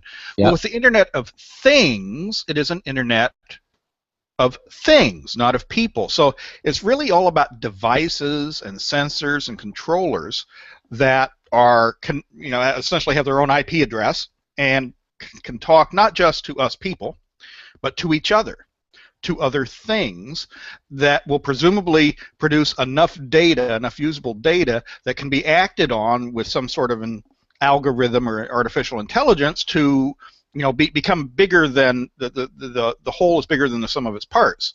In that case, we're seeing little bits and pieces of it now. Basically, when something is related to the Internet of Things, you see the word smart associated with it. So you have smart refrigerators and smart TVs and smart thermostats and smart houses and smart cars and smart, whatever, because they're starting to incorporate, these interconnected devices that may or may not be using the traditional Internet. They may use other wireless technologies to connect to each other. There's a lot of mesh networks out there for this sort of thing. But for example, in the home, some of you out there may have heard about the Nest Learning Thermostat. Yes. This is that little round thermostat that Google just bought recently, paid a huge goblet of money for it there. And it's a thermostat, and it looks cool, and it looks like an Apple device, a good Apple device. And it's smart in that it will learn your heating and cooling patterns. Mm-hmm. All right, now that's good. In and of itself, that's good. That's an advancement. But it can also connect to other devices. This smart thermostat, and there are other companies that make them too, not just Nest, can connect to your garage door opener. Mm-hmm. So it knows when you have left the building, and it knows when you're coming home. Mm-hmm. It can connect to your Whirlpool washer and dryer. Not that I'm plugging Whirlpool, but they make a washer-dryer pair which connects to the Nest Learning Thermostat. So when the Nest Learning Thermostat learns that you're not at home, it sends out a signal to the washer and dryer. And they can go into a special washing and drying mode, which takes longer because you're not home, waiting on the stuff to dry, and use less energy. So the thermostat knows you're not at home, your washer and dryer uses less energy. It can also connect to those localities that have smart grids, smart electric grids, to know when the electric rate is higher or lower, when the load is higher or lower. In the summertime, when everybody's using their air conditioners, it'll tell the Nest thermostat, hey, turn off some stuff. Turn up the air conditioner instead of turning it down. It can then connect to other devices in your home to, let's turn out the lights. Because the electric load is so high. Don't run the dishwasher. But then when people stop using electricity at night or whatnot, the electric rates go down, and all the smart things talk to each other and say, okay, now we can run. Now we can run the dishwasher. Now we can turn down the air conditioner or turn up the heater or whatever it is and do it at a lower energy rate. So these are kind of basic ways that smart things can talk to each other. But this is the sort of thing that the Internet of Things represents. Little bitty sensors, in and of themselves not that smart, talking to each other, trading data, making smart decisions without really a lot of human involvement. Wow. We saw crock pots. Yes, smart crock pots exist. Yes. Exactly. Is the Internet of Things, like, how important is that going to be to people's futures? Is this going to be, because right now people hear about, as we mentioned, smart crockpots. They hear about refrigerators that are connected to the internet.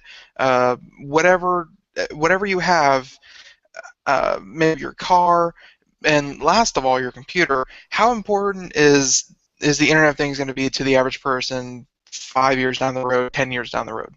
Well, on the surface, I don't think the average person is going to have much of a say in it. That the technology is kind of going to filter down. Just as we all have internet-connected TVs now, so-called smart TVs, they've come down in price, that everybody kind of has one. I think we're going to find it with a lot of devices that we're going to have that smart technology just kind of baked into it. Over time, it's going to come down at lower price levels. So it's not like, oh, I've got to smarten up my home. I think it's just going to kind of happen. But the benefits to people, I think, are concrete. One is the energy savings. When you have devices talking to each other this way, whether it's in the home or in the car or citywide, just smart usage of electricity and gas is going to be very, very real, that we can see our energy bills cut. Two, it's going to be smart maintenance. Think of all these devices in a car. Right now, when something goes wrong with your car, it either stops running completely, which I've had cars do that, or the check engine light comes on. And who the hell knows what that means? It's one light for 5,000 things that can go wrong, and you got to take it into the dealer. They plug it up to their computer, it generates a code totally indecipherable that they have to look up in a manual someplace. Well, with a smart car, every little device in your car is going to have a sensor. They're going to be connected maybe by wires, maybe wirelessly, so that when something starts to go bad, it's going to send a signal to the master brain over here, which is then going to, when you're next to a Wi-Fi connection, or maybe over your 3G, 4G wireless, will contact your auto dealer. It will tell your auto dealer, this part's starting to go bad. The auto dealer will check their computer, will check their stock, see if they have the right parts. If they don't, we'll order them, it'll bring it in. We'll automatically schedule the appointment for you to bring your car in to fix the thing that you didn't even know was going bad. It will be smarter maintenance. In fact, I suppose if we have a self-driving car, which is another form of smart technology, it'll just drive itself to the dealer, and you won't have to worry about it that way. I actually have a chapter on self-driving cars in the book, so it's... Really? You were able to work a whole chapter into self-driving cars just because smart cars in general, but the self-driving car is a big thing. Yeah. Okay. But the thing with yeah, I think there are concrete benefits to people. The other concrete benefit is the time savings. If all these devices know what to do and when to do it, you don't have to make as many decisions. You don't have to make the decision to get up in the morning, turn on the coffee pot, raise the furnace, whatnot. That'll all be done for you because the smart devices will know that that's what they should do. Maintenance will be done for you. The watering your lawn, cutting your grass, all of a sudden it takes a lot of menial decision making and labor away from you. Now, that sounds like a good thing. I don't want to cut my grass. I'm lazy. That appeals to the laziest side of me. But, in a way, we kind of revel in easy decision making. What do we do if we take the easy stuff away from us? On one hand, we'll have more time, and that'll be nice, so we can be lazier. But, making those easy decisions kind of is self-reassuring. It gives you a sense of self-worth. When the easy decisions are all of a sudden not there, the easy stuff to do, some machine is doing it for you, then how does your value fare as a human being? It's an interesting question to see how that will evolve. But that is the natural consequence of this, is a lot of the menial stuff, loading the dishwasher, doing the clothes, watering the lawn, whatever, the menial stuff can go away if our devices are smarter. Mm-hmm. I'm all for computers taking away the small stuff. It's I think when the complex and ethical decisions start getting taken away from us, that's when robots start sending Terminators back in time and killing people. That's when you... Well, and that is an issue too. I've got a chapter in the book about smart combat. Because, of course, our military is looking into this. Of course they are. They have been for some time. There are, smart robots that can designed to carry supplies. You can find them on the videos for these. Are you talking about YouTube. Like the dog-looking thing? Yes. That seems creepy. That's one. We have drones. Okay, that's a big thing of smart technology. Although to be honest, the word drone is just nomenclature. It's really a radio-controlled aircraft like my dad flies. But if he would fly it onto the White House grounds, they would call it a drone and probably lock him up. Or over the Super Bowl game. Yeah. Right, exactly. But drones can be a form of smart technology. The military uses them for many things, for reconnaissance, as well as to kill people. And right now, the decision to kill people is made by people. But that might not always be the case. Again, the smart technology can make decisions faster than human beings, taking into account collateral damage and this and that and that and this, and say, okay, we'll fire now. What happens when we take those sort of deadly decisions out of the hands of human beings? I mean, it becomes an ethical issue at that point. Now then you have what is it? The computer from the Terminator. What is it? T-2000. No, the self-aware. Skynet. Then you get Skynet, exactly. Well, and there's been some stories in the news the past week or so. Elon Musk, I believe, Bill Gates have been talking about. Yeah. They're not looking forward to this coming artificial intelligence. It may not be a good thing. Yeah.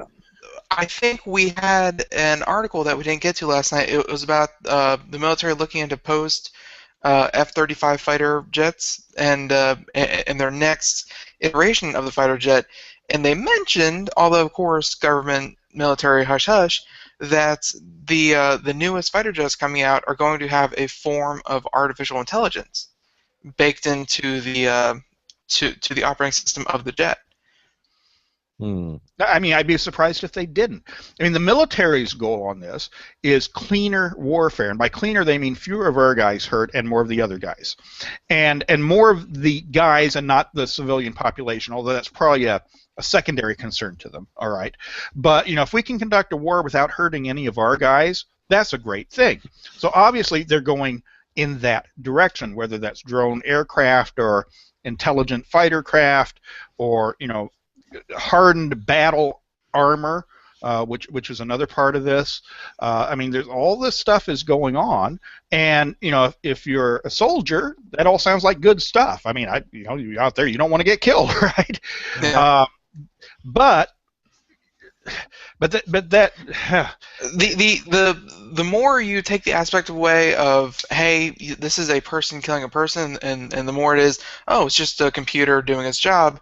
I think that's when war in general just kind of gets even more dangerous. You take away just the psychological aspect of it.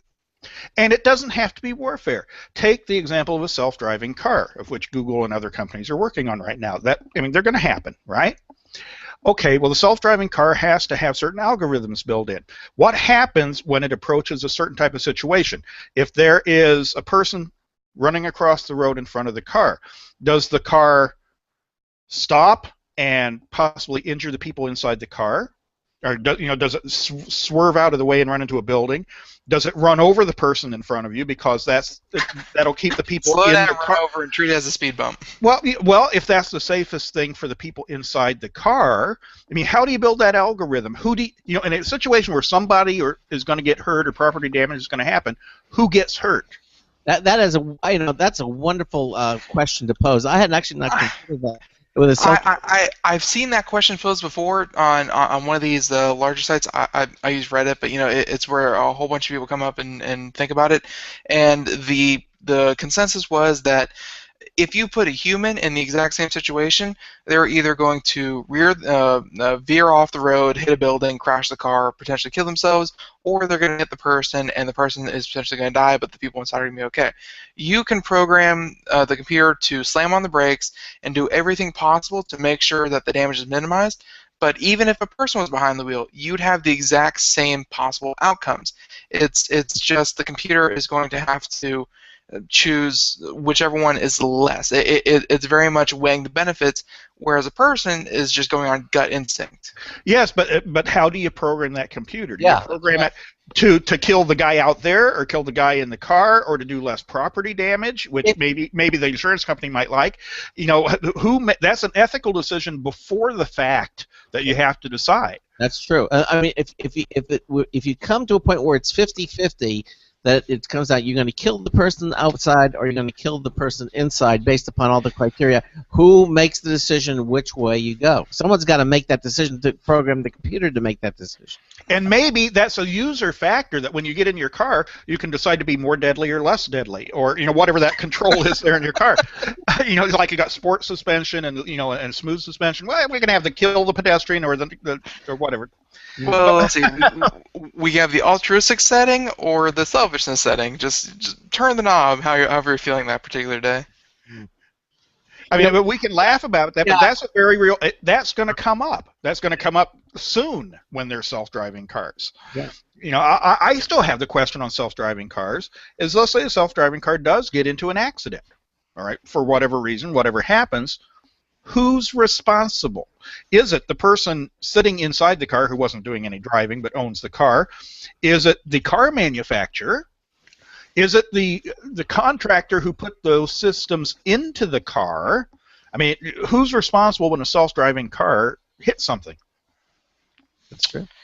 I think at the end of the day, just like any other traffic incident, there's going to be an investigation, and if it was an error in the code, then obviously the person who wrote the code is in trouble. If the person is found at fault, then the person driving the car is at fault. Or if the person who unfortunately got hit by the self-driving car because they were doing something they weren't supposed to, it's the same kind of questions that you ask when a person driving a car is in some sort of incident. It's just you're looking at another key component, and that is the algorithm of the self-driving car. I say it's Skynet's fault. Skynet, perfect. we're done here. And what happens when the machinery starts getting smart enough that it makes those decisions by itself? Hell with the algorithms. The machinery says, it says I'm supposed to protect life, and the best way to protect life is to kill all these people over here. We're getting to Asimov territory, but I am convinced that every time we make any sort of robot, we should have a big red kill switch on the top of their heads, just in case. Just hardwired in that this needs to be there. Just bop them on the head and they're dead. Or they shut down anyway, one or the other.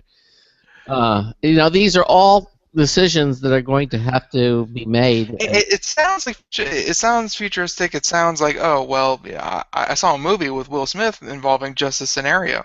It sounds so futuristic and far off, and yet these are questions that are going to have to be answered in the next 30 years, probably, if not sooner. The technology is almost here, and in some instances is here.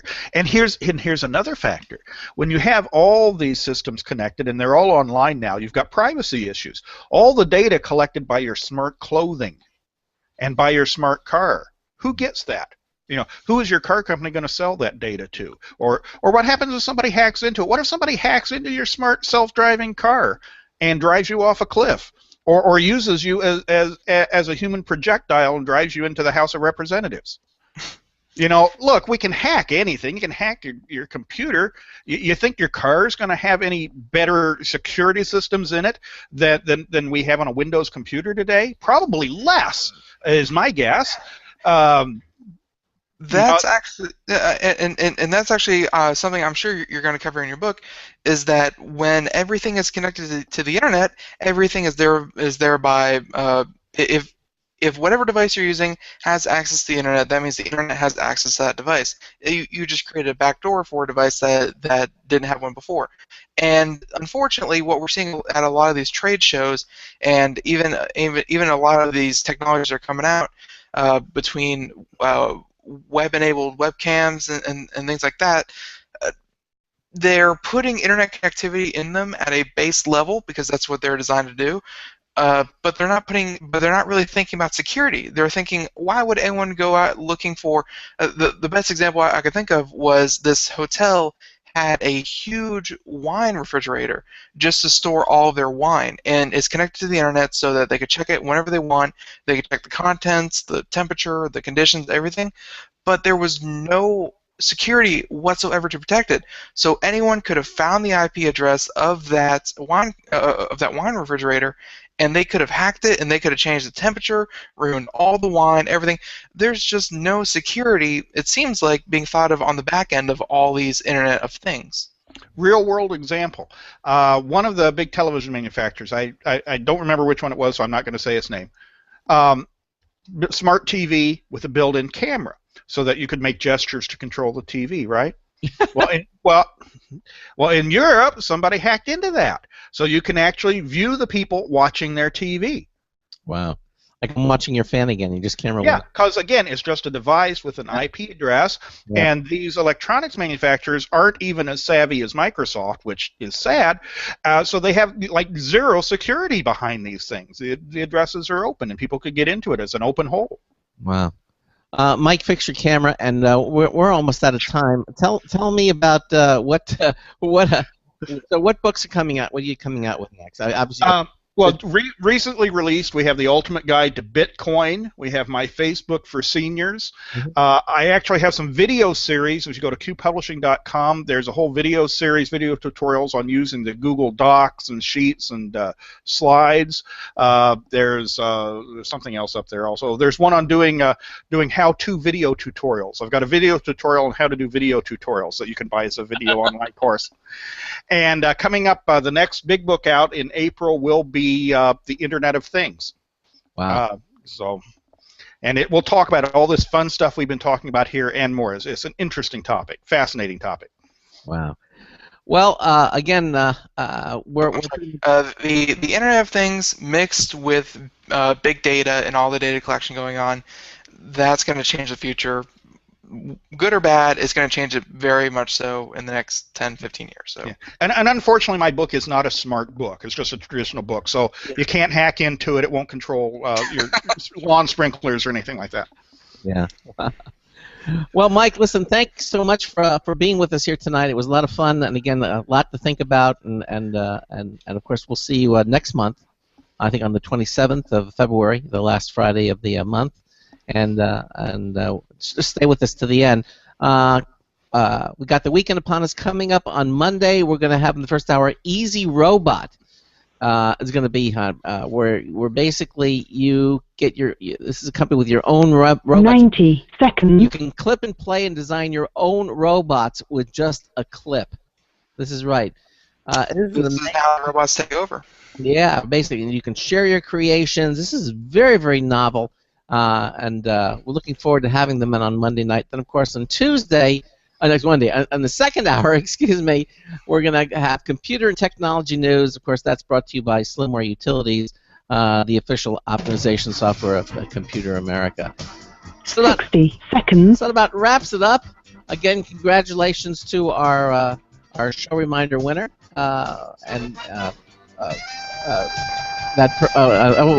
Christabella Riviera. Congratulations to you. And that's it. Have a great weekend. Any good movies coming out, Ben? No, we know this weekend. None leap to mind. Yeah, I think next month is February is when they're all coming out. Some of the good movies, like Jupiter Rising and stuff. I'm looking forward to that. Okay, well, that about wraps up the show. And as I said, have a great weekend. And Ben and I will see you on Monday night. So until Monday night, this is Craig Crossman hoping that your hard disk never becomes floppy. Have a great weekend, and we'll see you Monday night. What's a floppy? 10 seconds.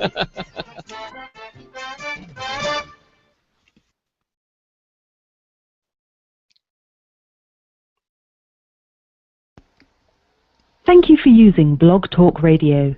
Goodbye. Okay, everybody, thanks for watching us on our live video streaming page, and hopefully you had a good time, and have a great weekend, and Ben and I will see you on Monday. Thanks again, Mike, for being here with us. I know it was a couple of months since you've been with us here last, but we'll see you back in February, all right? You betcha, you betcha. All right, everybody, good night. Good night. See you all.